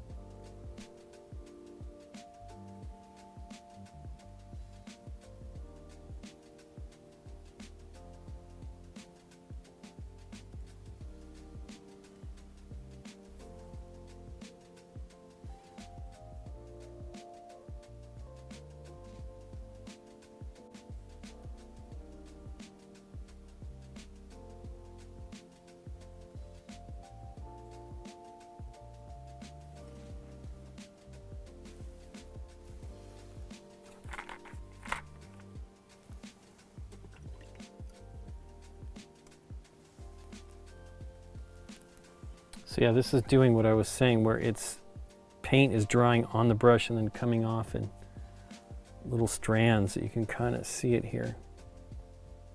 And I'm not really sure what, I mean, it's just the paint, I guess, the nature of the paint, but it seems very damp, but maybe it's not as damp as I think on the outside.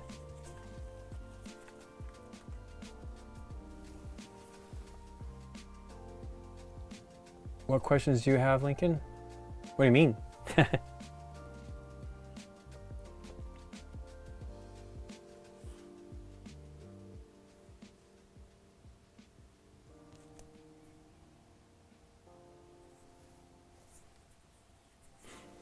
know somebody's come in different colors. Do you have the base color? I do not.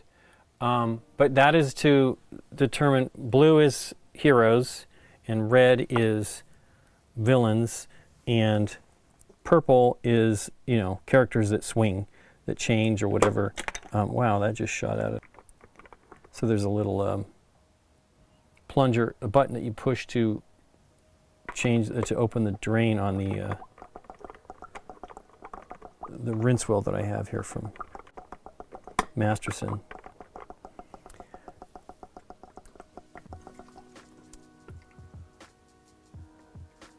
Primer does make the mini color irrelevant because you can't see it. Now, you could do where you paint the edge of the base the color. And I will say that might be a good idea. I'm just doing them black. It's not really that hard to figure out who's what, but sorting them would probably be a lot easier if you had them by villain. Now, I'm using the trays that came with the game, so and I'm putting everything that I have back that way. I don't have everything that way because some of the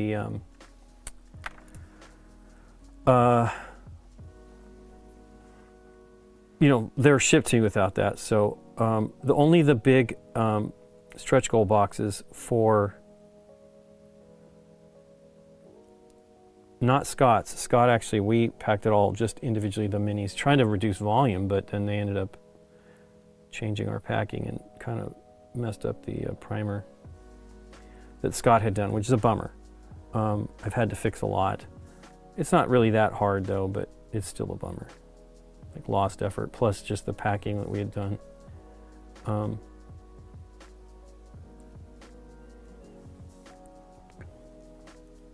So yeah, maybe somebody will want that. I don't know. I was thinking about, they're all sort of the same size. They're definitely not consistent like GW ones are, you know, between the various base sizes.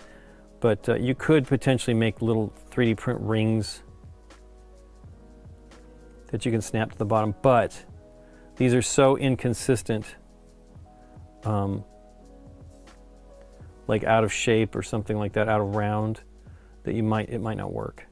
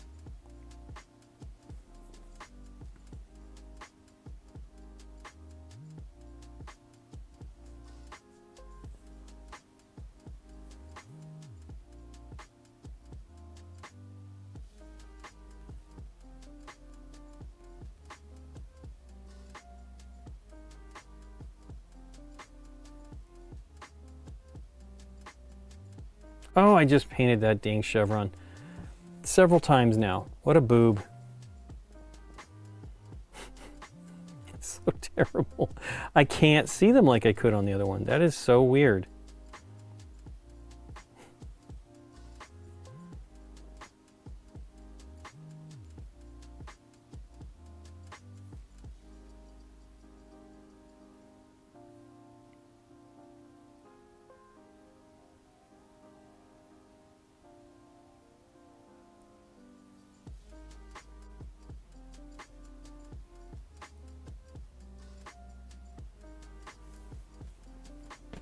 Oh, questions for my viewers. I have no idea. Well, we have I hope you guys have watched. It's not a question, but we have the new game night with Rusty. Although his lower third says Russ. I blew it. I think I blew it the last 2 episodes with Rusty, which is a disappointment.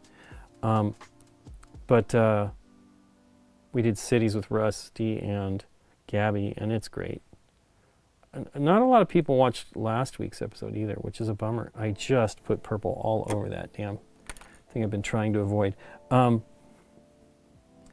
We did a Nori with Aaron and Amanda, and man, that game is good. I mean, I enjoyed it. I don't know that everybody's going to enjoy it, but somebody had commented, a regular viewer commented that he couldn't watch it at all.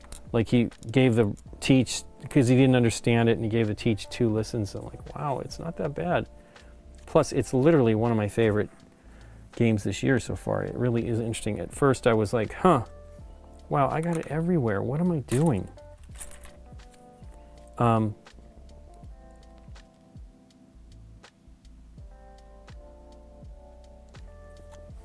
Cities is cool too. Really quite good. But we're definitely not doing great on views, which is a bummer. I don't know. Part of what our agreement with GameGenic, is just to try to get exposure to the most people. And part of the problem is we're picking games we're excited about, which makes it so that it's not always the game the audience is excited about. We don't cover, obviously, everything. And we don't do a lot of the larger games just because it's, number one, we don't have them. And number two, they're hard. They're just hard. And some of them just shouldn't be that hard, but they end up just being really a difficult filming. We did one recently that was nearly 4 hours of filming time. I think we did take a break in there at one point, but it was a new teacher, and good gosh, I just got it on the dang chevron again. Again, this is going to be purple, so it shouldn't be that big of a deal, but I don't want it too bold, too dark. But yeah, it was Gavin, and it's such a bummer. He had to move out of state. He and his family had to move out of state. It's really expensive here in LA right now. New house across the street they're asking $2 million. I'm like, wow. It was always a much bigger home than ours. It's not that. It's just crazy expensive. I mean, it's more than double than what it was.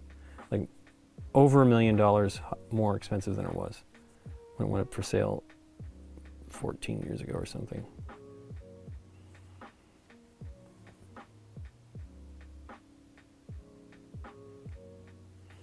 The coat looks great. They look great. And I was worried about the splattery kind of effect that had been happening when they, I like this one better, for sure. This one's a little darker. But the splatter is 0 problems.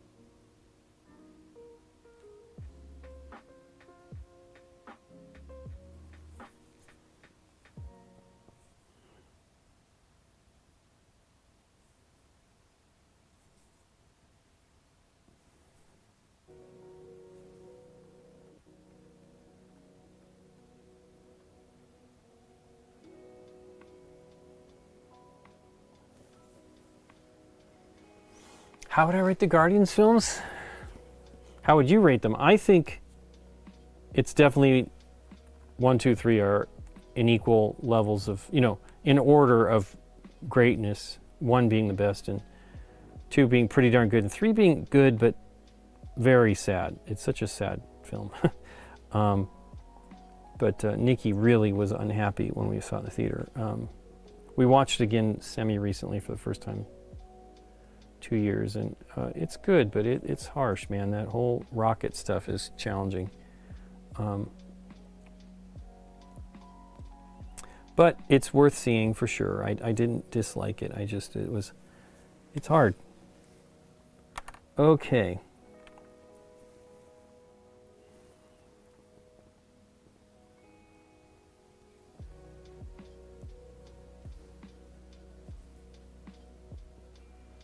I really liked the second one a lot, though. I actually went to see it twice in the theater, I think. Actually, more than that. Because we went to go see it when it came out. Our friend Jennifer came down. And we went to see it like opening night or something like that at the Chinese, which was fun. Actually, that was one of the earliest times we were recognized. One of the earliest. Now, we are amongst our people, but we got recognized. Like somebody screamed out, "GameNight's great!" And then somebody came up and talked to me in the theater. Which is cool.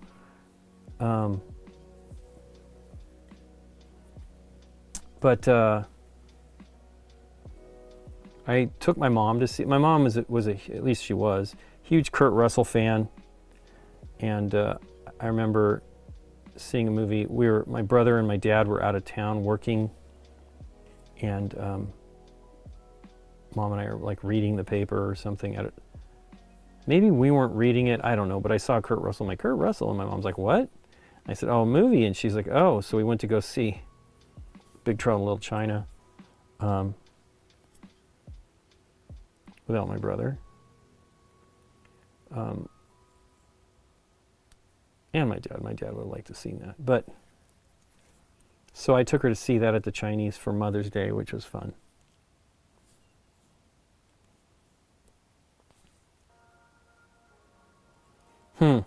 Well, he's looking okay. Hopefully these other bits will finish up.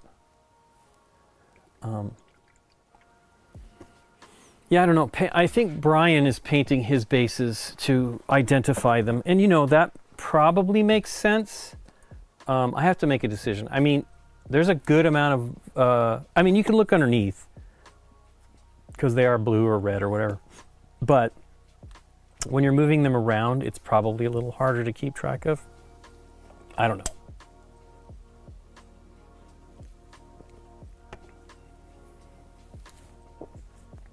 How do you rate the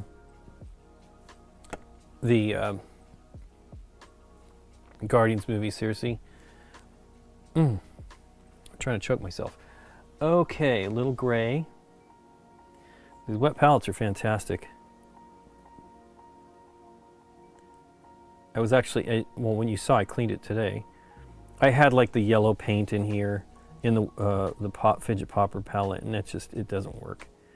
I mean, it works totally, but it just dries so quickly.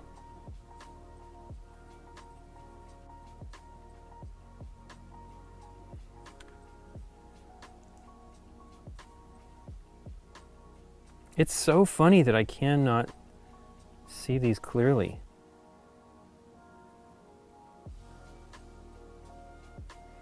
We do have the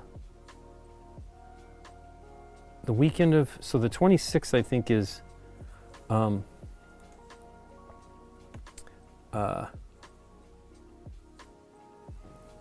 May is Memorial Day. BGG Con Spring is that weekend. I don't think it's sold out yet, but a bunch of us are going to be there. Aaron might even be there, which he is not consistent about coming to the cons. But that should be great. If you can go, it's a great show because it's not as crazy as the fall one. And we actually have time and hang out and try to play games with others. or at least just walk around. We definitely go walking around and talking to people. And it's a great show. It's also interesting because it's at the airport. It's a hotel, the Hyatt Regency, in the hotel at DFW, in the airport, excuse me. And it's pretty great. It's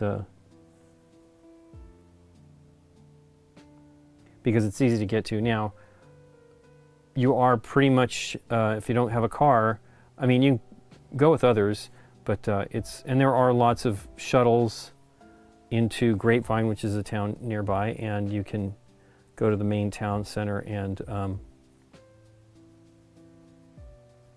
shop and eat. I would think that's a bit of a challenge, right? You want to do the event.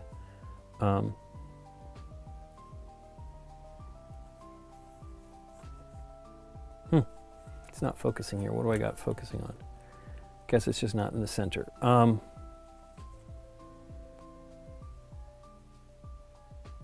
So let's find that purple. I think I'm going to use the Hive Dweller. It looks pretty dark. Almost not purple, but it is.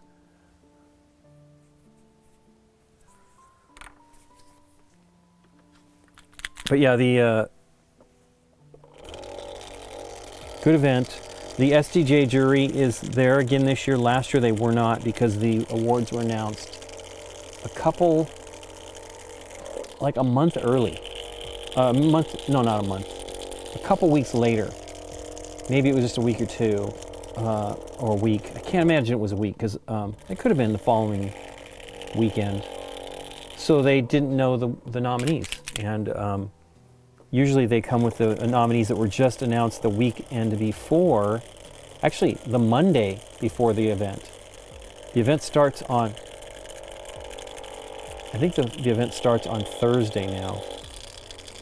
Used to start on Friday. You know what? Oh no, that's not that, I'm thinking the wrong thing. There's not a lot of this paint, so there's not a lot of this purple on the Mini, so I'll try not to put too much in here.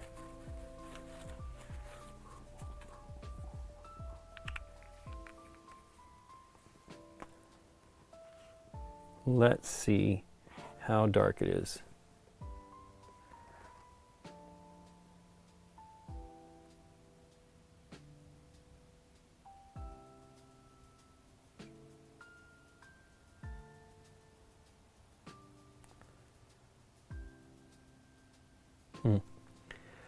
Seems dark. It's okay though, but I don't know that you're going to even notice it. I'll try to paint some edge highlights on the chevrons so that you can see them a little more clearly.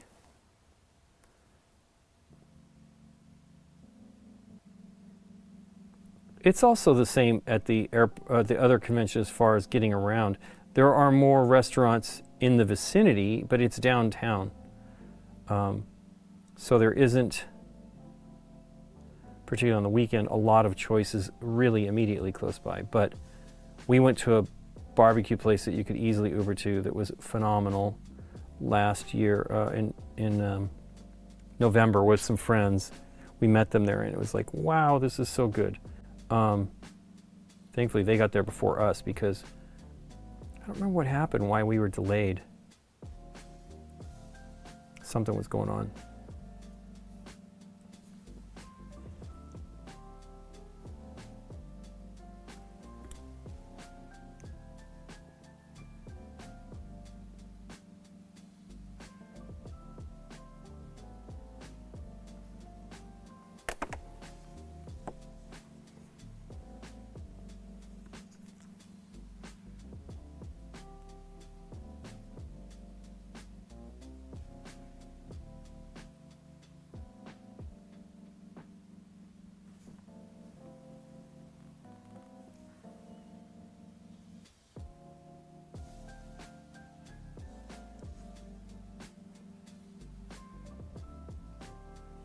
Although one place we really love is about a block away from the hotel, a little more than a block, on the fall convention. It's a deli called Cindy's that's quite good and close. It is totally packed though. It's a spot downtown, so on the weekend people go there and have breakfast and stuff like that, because it's only lunch and breakfast and lunch. I don't think they stay open too late. 4 o'clock maybe. Yeah, those are dark, but the jacket's a little darker than I intended, so, or the coat.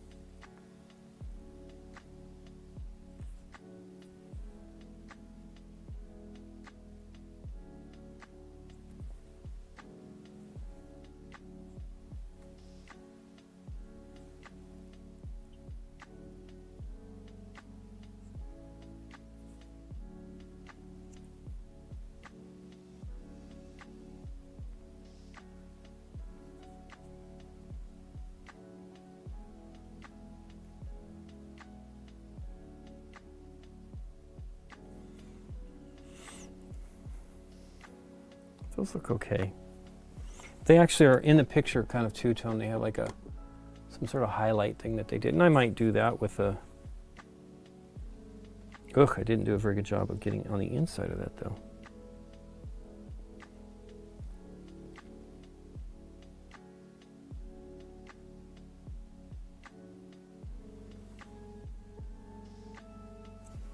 Okay.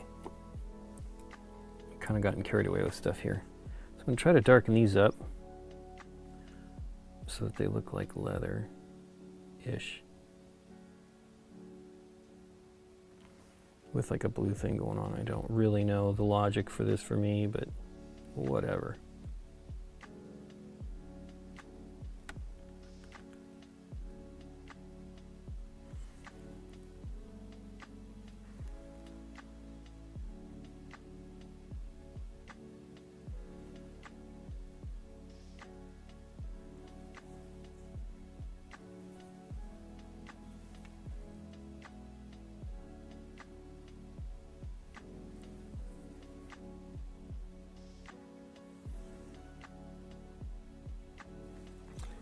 So I'm going to paint his gloves and his boots black.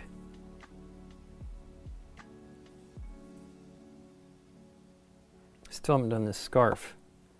I'm not sold on the blue. I have to do the belt as well here.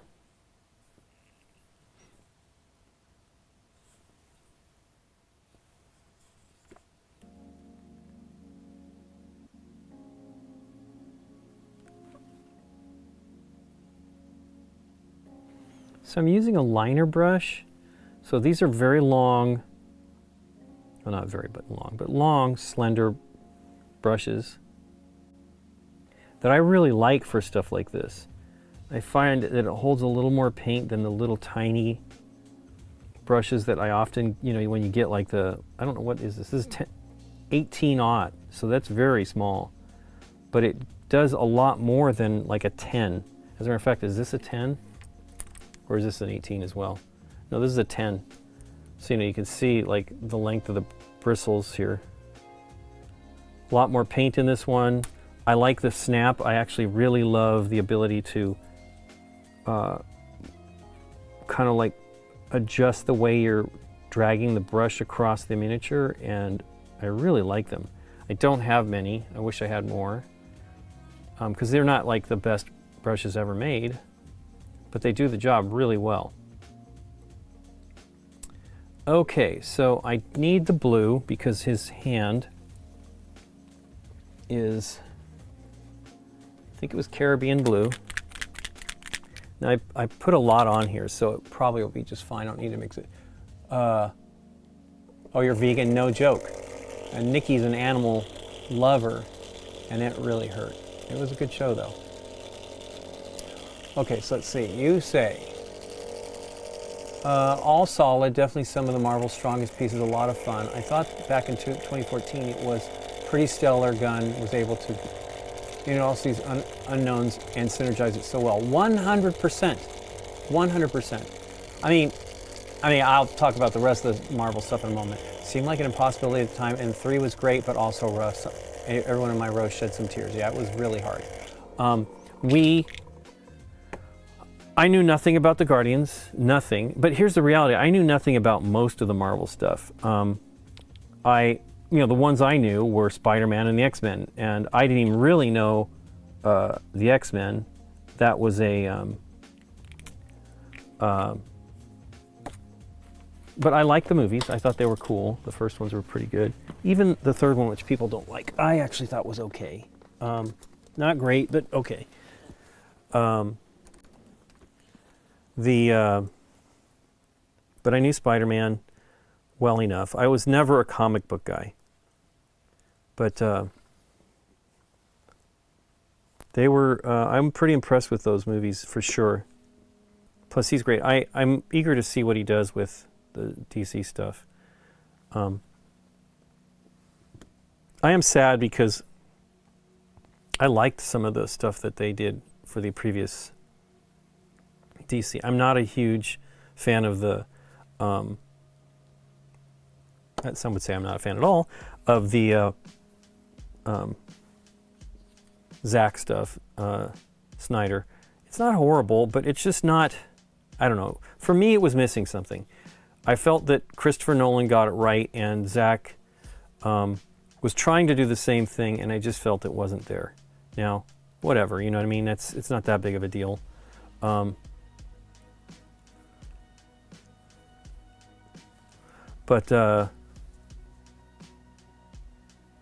I was a fan of James Gunn.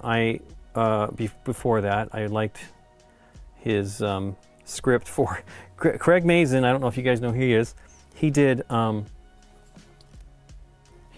Last of Us, and he did Chernobyl, and some funny movies. But he directed a movie called The Supers that was written by James Gunn from like 2000. Okay, suitably confused. I hope you do. Write me with any questions. I'm on Board Game Geek, Hecubus, HECCUBUS. Have a great night. That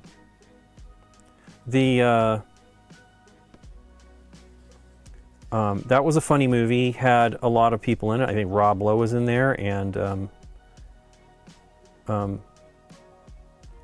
gosh, what's his name? Guy that played Sandman.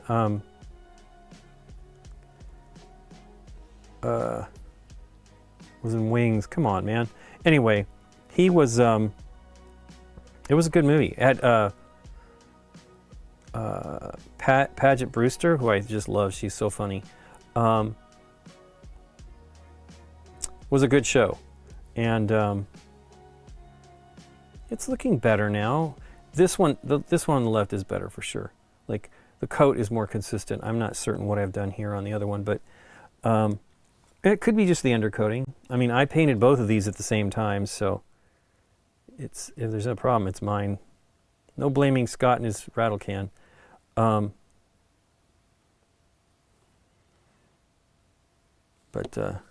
what else did I like of James Gunn's? Slither, and I think that's what it was called. And I never saw, I mean, I think I saw the Scooby-Doo. I want to see it. He wrote that one. I loved Peacemaker. I thought that was great. I really wished I could see these buckles. What the heck's going on with them? 2 pictures, I'm pretty sure. Oh no, they kind of look like gunmetal. I'm just going to paint them silver. Do I have like a gunmetal enchanted steel? There's not enough, I'll do the broadsword silver. I don't think I've used this one yet. Let me shake it. These take a bit. Well, the aluminum ones, aluminum pigments, for whatever reason, I know they're not putting gold in the other ones, but for whatever reason, those are harder to shake. Yeah, Nikki's an animal lover, and boy, oh boy, that stuff was rough. It was better the second time for her because, you know, she knew what she was getting into, but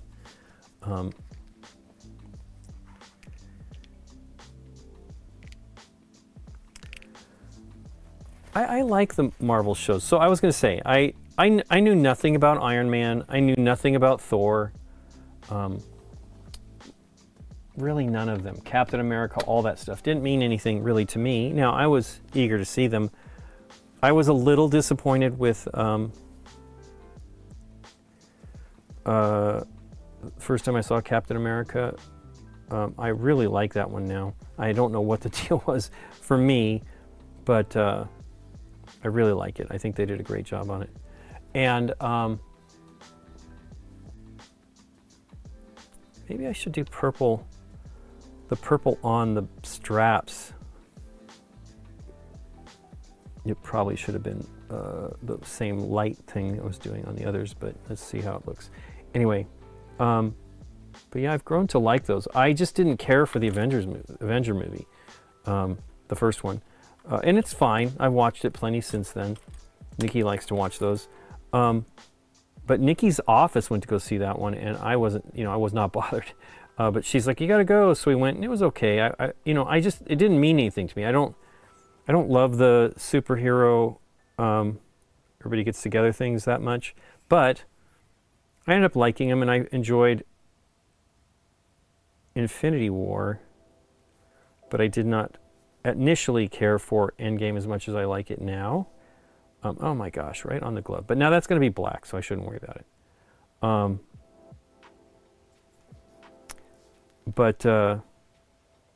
Yeah, we had ranked them back in the day, 20, gosh darn it, I think that was like 6 years ago. Brian convinced us to, both Nikki and I ranked them, and with some friends of his and Brian, and we all had different feeling, Nikki's were different than mine. I loved Doctor Strange. I knew nothing about Doctor Strange, so I don't know whether that's a disappointment or whatever for some. I thought it was great. I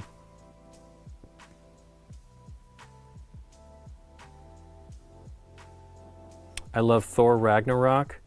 I did not love the first Thor as much as I don't love it now, but I enjoy it more.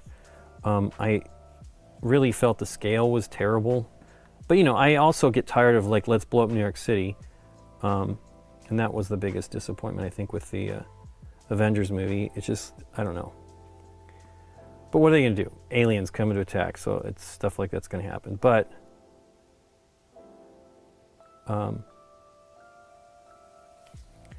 I do like the the cinematic universe aspect of all that stuff. It's really great because it's, it's like these massive TV shows. Even the TV shows, continuing with that in a smaller scale. But it's cool. I hope they get their act together because they really have not been that exciting. I'm trying to think about, I liked the Deadpool one. I didn't think it was the greatest, but it was fun for the most part. I just got that on there, didn't I? I think the last one I enjoyed considerably was Black Widow, which is 4 years ago now. I'm trying to remember. We had the Marvels was okay, not as good as I'd hoped. We actually enjoyed the Captain Marvel quite a bit. Nikki really, really liked it. I love the 90s setting, and there was some good stuff in there. Not all of it great, but still fun. I didn't love the new Doctor Strange. One of the biggest problems for me was just getting Danny Elfman to do the music, which I like Danny Elfman's music a lot. But I loved Giacchino's score for that. I'm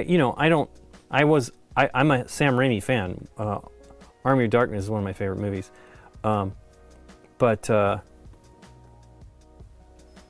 I get that touched up? I guess I did. Maybe not behind his ear. But I just didn't think he was the right choice for those movies. It's not terrible. He did some great stuff, but it was filled with Sam Raimi stuff. Like little tricks he does. Now, fun things were like the vehicle, the Oldsmobile being in there and stuff like that. That was fun. But it just wasn't great for me. although I liked America Chavez, I think that's awesome. Another character I'd like to see more of, which who knows if we'll see any of that, because they're taking too long. You know, they didn't take that long to get the Avengers into a movie. Wasn't that like 2013 or something like that? I mean, they need to do the same thing if they want people to care about these characters, and they're just not doing it.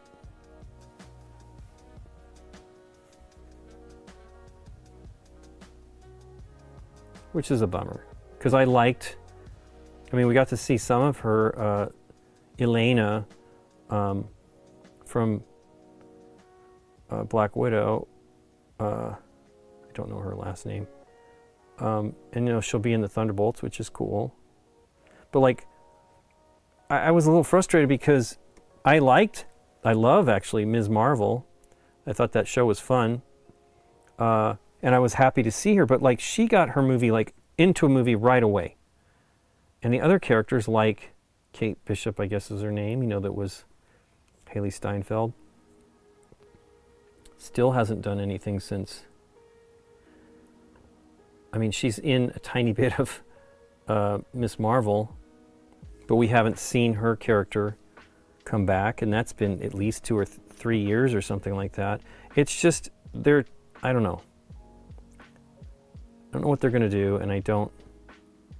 We watched The Eternals again recently. We kind of went through a timeline watch. I think Nikki was trying to see all the TV shows as well, and I blew that because I'm not a huge TV watcher anyway, and I wasn't a big fan of those necessarily. But I think she wanted to be ready for Daredevil, which we haven't watched yet, and I don't know that I will or not. I mean, I'm happy Deborah's doing it, and I'm really happy there's going to be more for her. But I don't know how much, but...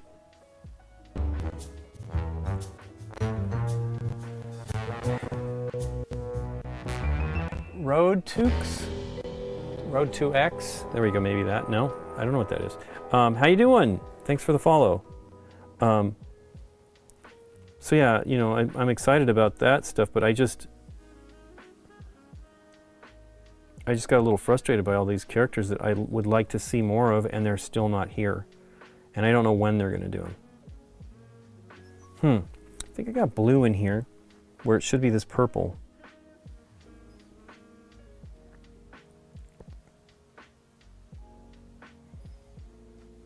I guess that's fine.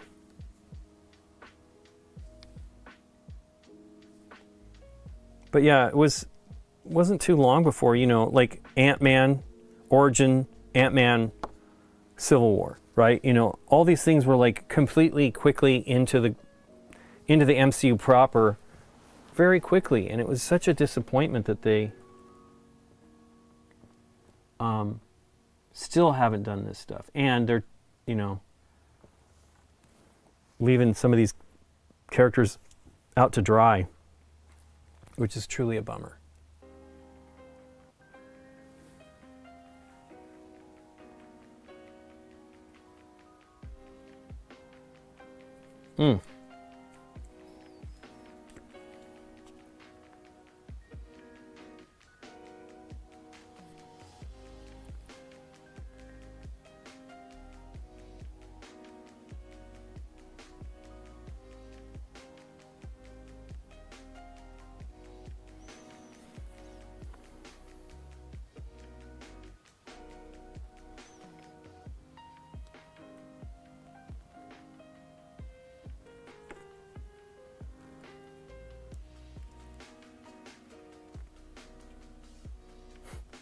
I feel like I highlighted these yesterday, and they're very, very invisible.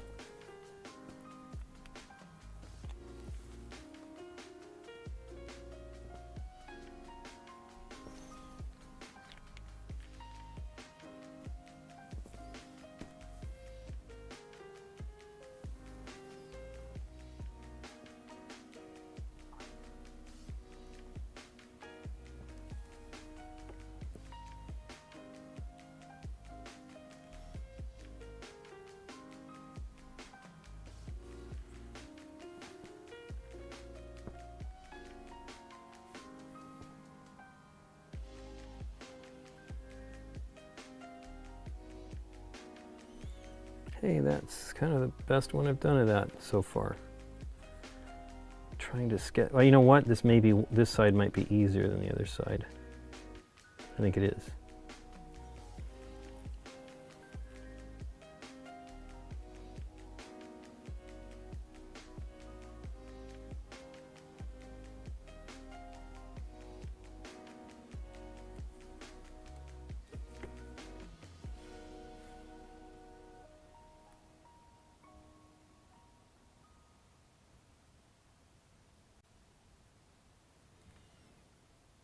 Hmm.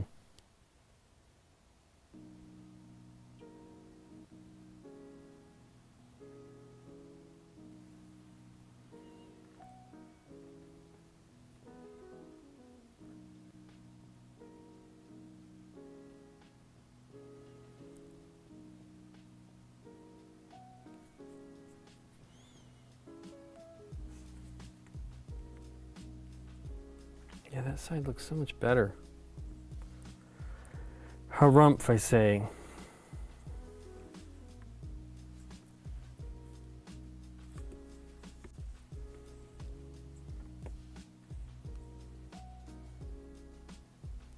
Gotta get that metallic going because it.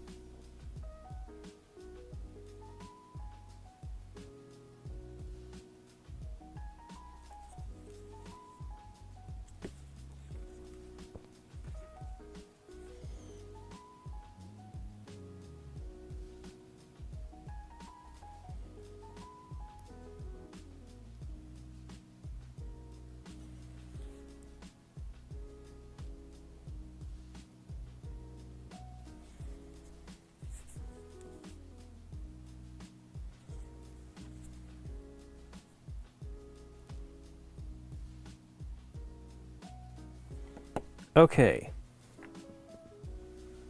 Metallic. They're not really, this is it is dark. I don't actually think there's a good light silver in these speed paint metallics. And that may be just the nature of the speed paint, because you know it's a different kind of metallic paint.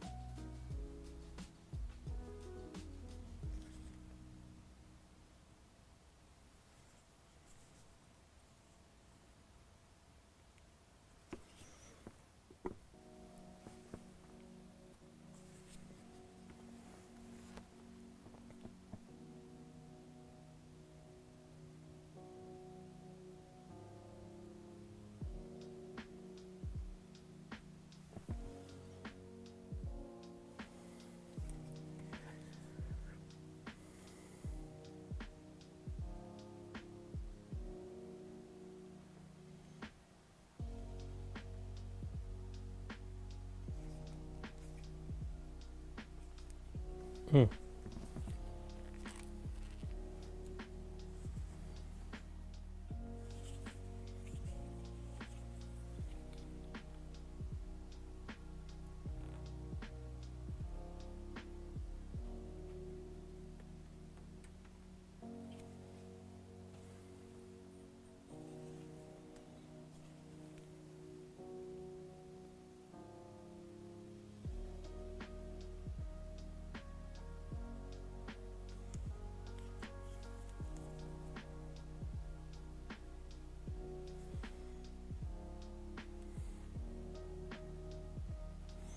So this is a good example. You don't really need to reach in there and get all of that because you're not going to see it. Wow, it's 8. I stopped that. That's bad. Yeah, you can't see it all. So it's like a little box that stores that arrow.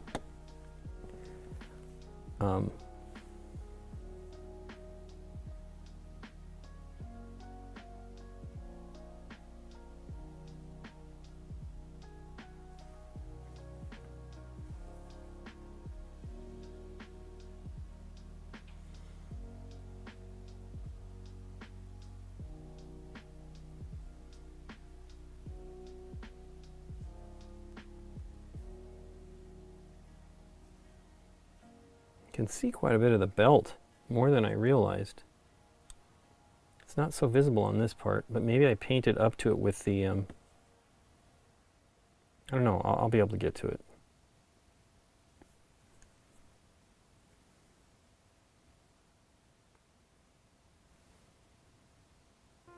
Cool.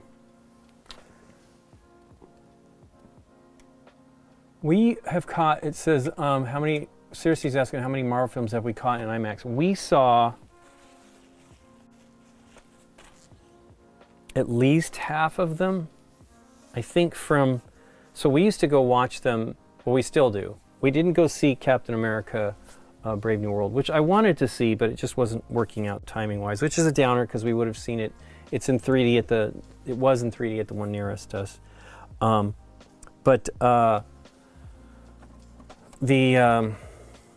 We go to the Chinese, which it is an IMAX. I'm trying to think what the first one was. Probably Doctor Strange. So maybe not half. I'm trying to remember that. It's not clear. Doctor Strange, Thor. I mean, we saw most of them. So we saw a lot. We saw two of the Avengers. We saw Ant-Man and the Wasp. We saw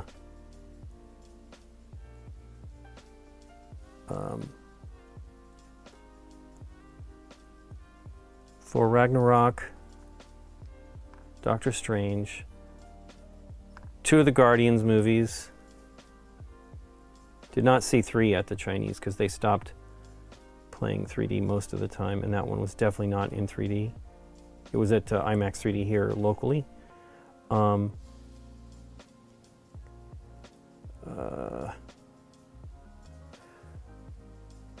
know what? We didn't see Eternals. We did go see Black Widow and stuff like that, but we did not see the Eternals. I did not see Deadpool. It might have been playing in 3D there, but I don't think it was. We were going to go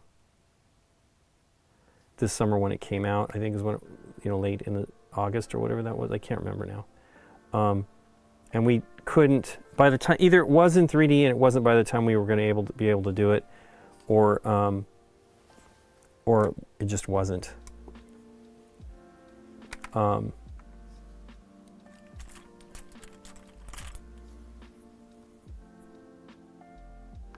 But yeah, I actually liked it. I mean, I love that theater. I've been going to that theater since I was a kid. Before we even moved to California, it left an impression on me, and it's still an amazing, nice theater. Even though I think it's completely independent now. It does have corporate sponsorship and stuff like that. But it's great. It's because it's a TCL Chinese. But it's, I think, over 100 years old now, or near 100 years old now. Really love that theater. But actually, so the first thing I saw there in 3D was with Rusty. He invited me. He had one extra ticket.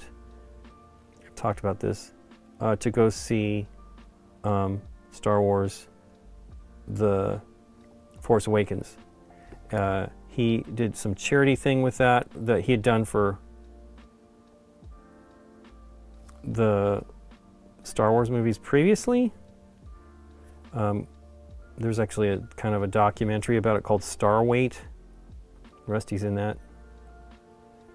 And he wasn't going to do it, and he ended up doing it, waiting in line and stuff. And I don't know how the charity thing worked on it, but it was still a cool thing. So I went, and I was a grump about 3D because it turns out that I just wasn't seeing it in bright enough theaters.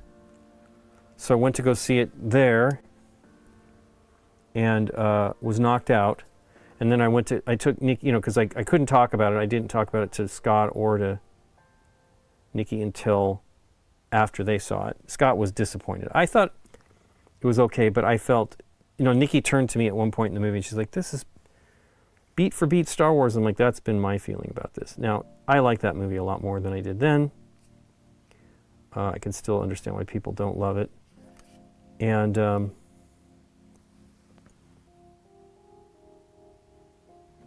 but yeah, then so from that point on, so I missed Guardians 1,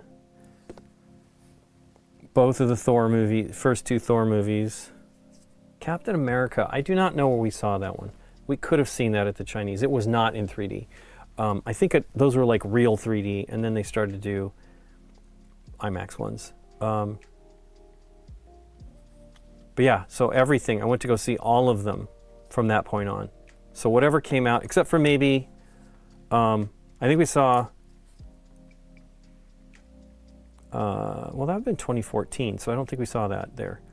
There was a 10th anniversary thing in 2018, and we went to go see some of the movies that were, not all of them were presented in 3D at that week of, or so of films running.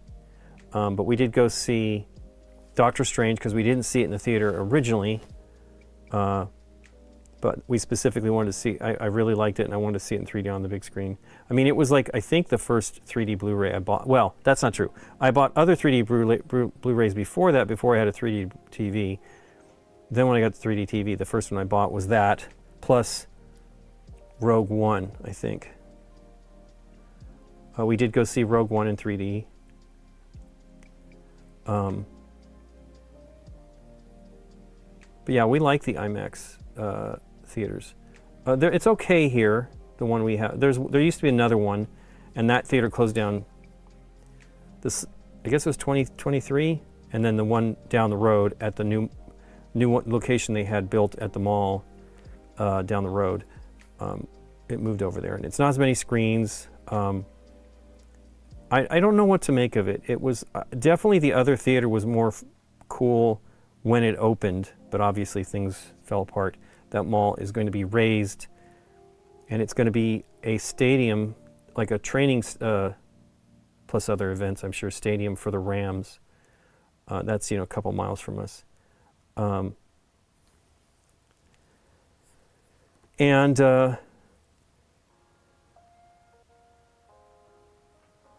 Gosh, I really wish that I could remember them all. We definitely saw everything in 3D there.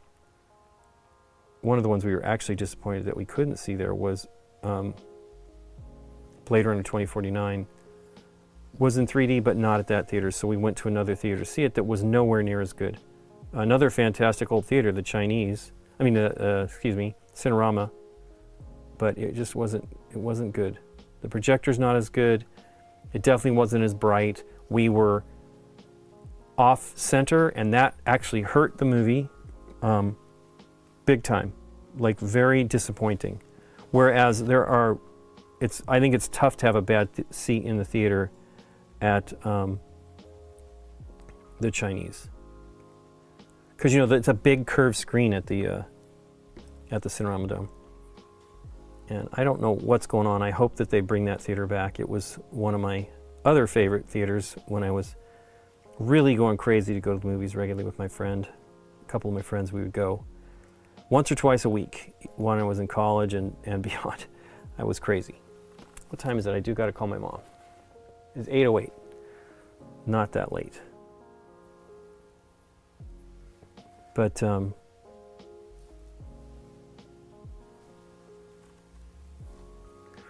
what was the Marvel that we saw? That was Guardians 2, I think, Nikki P.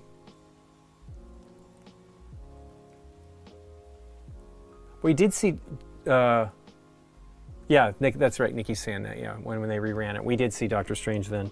That was cool, too. It was really good looking. It really looks nice on our TV. We have we did not realize it when we were buying it. I just had decided after, kind of getting into it a little over a year before, I was like, well, I want to get a 3D TV. And I was paying attention to when the CES happened and they announced the new TVs. I'm like, there's nothing really exciting there. I really didn't read everything. Turns out they'd gotten rid of 3D. So I just ordered a TV in January right after CES, and boy was I happy because that was it. No, they were the last holdouts, and they gave up. And really like it. It's an OLED, and very happy we got it. Now, I don't have another. That's the problem. But I did get a projector and a laser LCD, and those, it looks good on there too. Not quite as great, but still pretty darn good, especially when it's dark. You know, if the house is very dark, it does a pretty good job. You do have to wear glasses. I mean, you have to wear glasses with the other one too, but you don't. You have to wear active glasses with the projector, which is a little not fun. But otherwise, it's fine. Yeah, Doctor Strange. I'm really glad we got to see that. The reason why we didn't see Doctor Strange, though, by the way, wasn't because we didn't want to see it in the theater. It's right up against the November release is generally right up against BGG-Con. And so if we don't go, you know, you have to like go that weekend when it would open. They would have those early November releases, and we had to go that weekend or we wouldn't go till afterwards. And if you went after you got back from that trip, it was usually out of that theater already. The Chinese is a premier theater in more ways than one. It runs premieres all the time.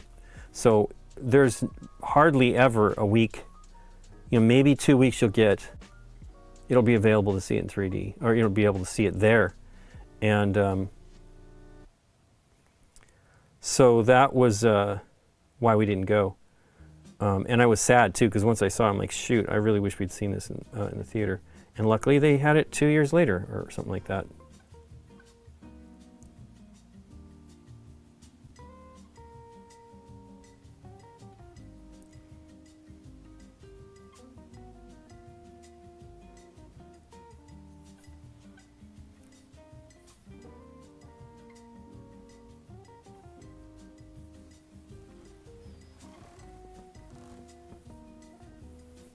Yeah, it was a local theater.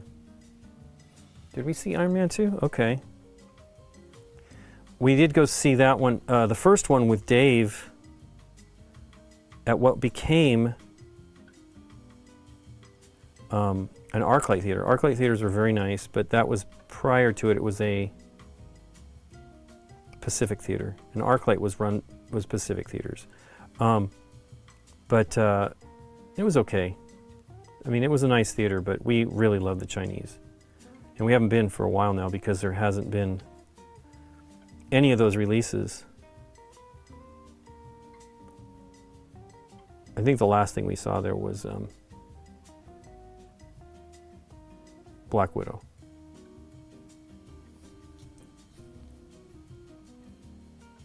Oh, that's not true. We went to go see Hobbs and Shaw with our friend Christoph because he wanted to go to the Chinese. I'm like, well, you can't see it in 3D, unfortunately. Although there is a 3D version of that out there on disc. So we did go see that. And we also saw Spider-Man there.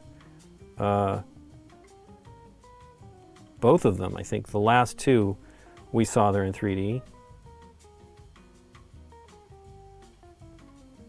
We actually went to go see Endgame twice. No. Endgame twice. We went with to see it, and then we went with some friends, our friends from Germany, Sebastian and Annie.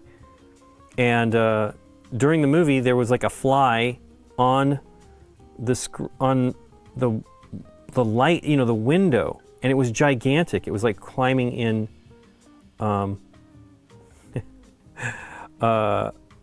Tony Stark's nose, you know, in his nose and stuff. And so I went out and said, hey guys, there's a fly on the screen and you got to deal with it. And so then we hear them spraying bug spray up there. So I don't know about that. The theater's cool, but it is a weird place. It's not terrible at all, like quality-wise, but it is not. And we went after the pandemic and it was kind of musty because it hadn't been used. So it was weird. I do hope that they stay in business there. But it used to be owned by Mann Cinemas. And then when all that went closed,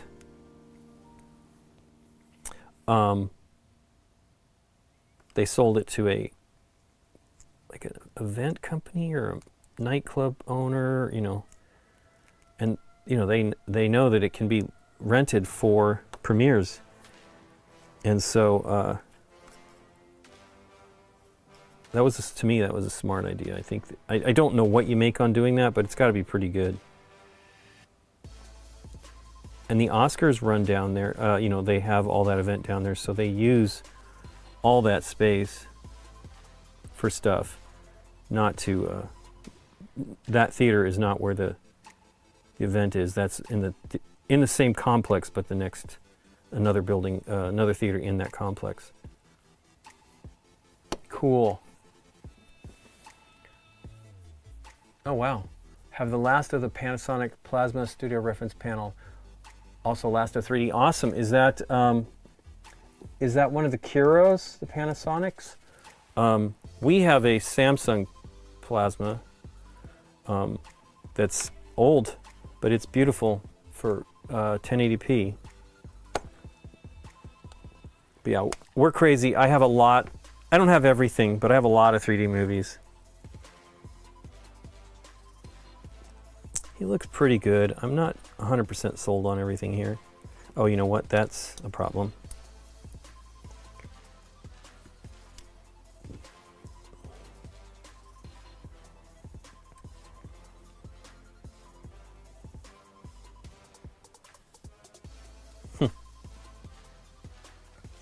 Never heard this music here.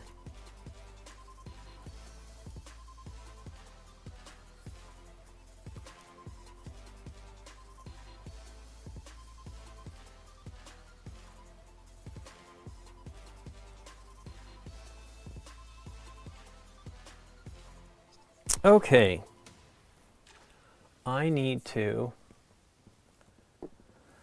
wrap it up. Let me decide how I'm going to do this. I think I'm just going to put this in the fridge. I hope it doesn't mildew.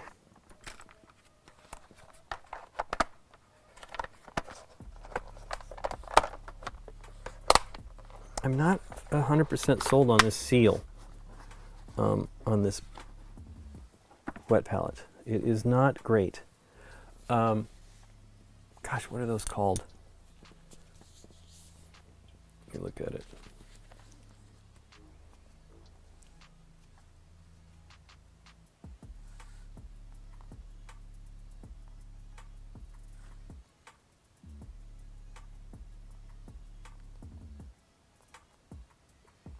They don't have Game Envy on Amazon.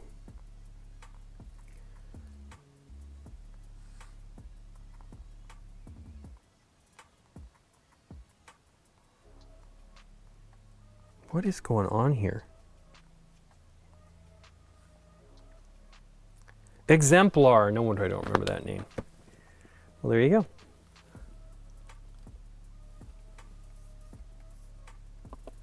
Cool. Well, I'm going to hit it.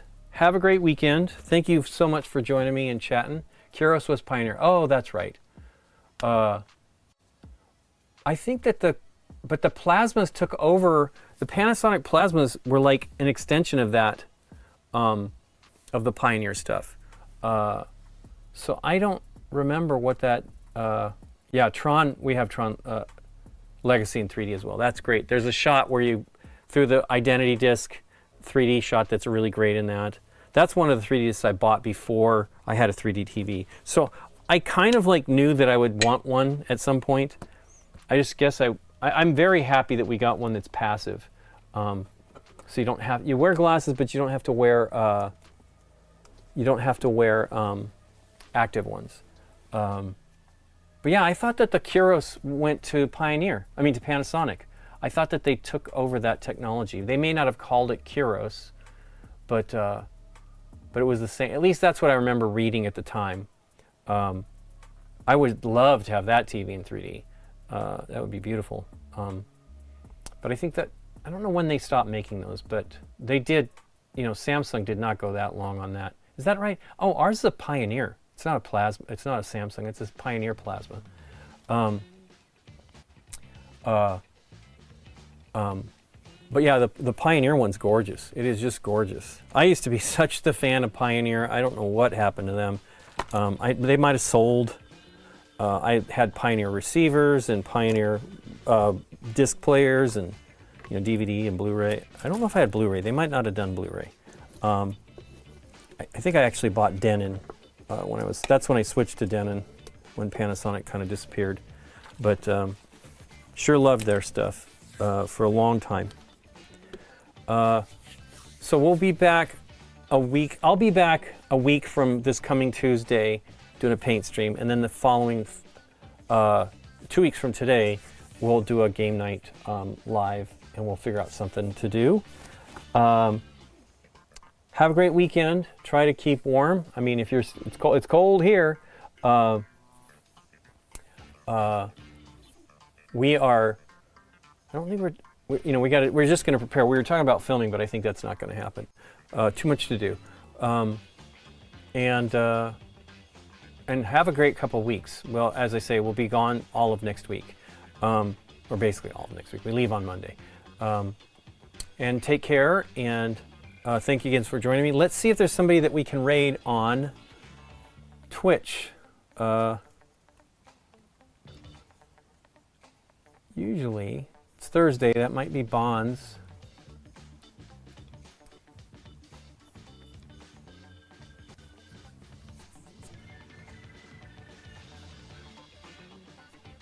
I really can't see this stuff. Oh wait, let's say who we're following. Why doesn't it just go by default go to that? Let me read this. I can't see it very clearly. Oh, I don't have the right glasses on for that. That'd be the reason.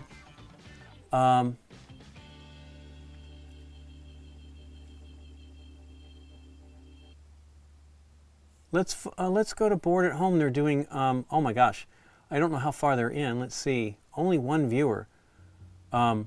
They're playing Heat. Hopefully they're still up. Say hello for me. They're playing. I love Heat. I kind of want to do it again on the show. Maybe we'll do the wet, the rainy, heavy rain stuff at some point. Say hello for me. Have a great weekend and following week, and we'll see you again soon. Thanks for joining me.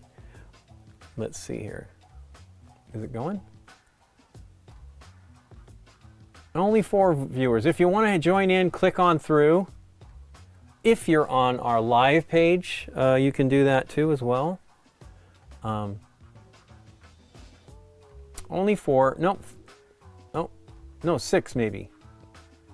Anyway, take care, folks, on Twitch. See you later. And I will see you YouTube folks later as well. Thanks so much for chatting with me.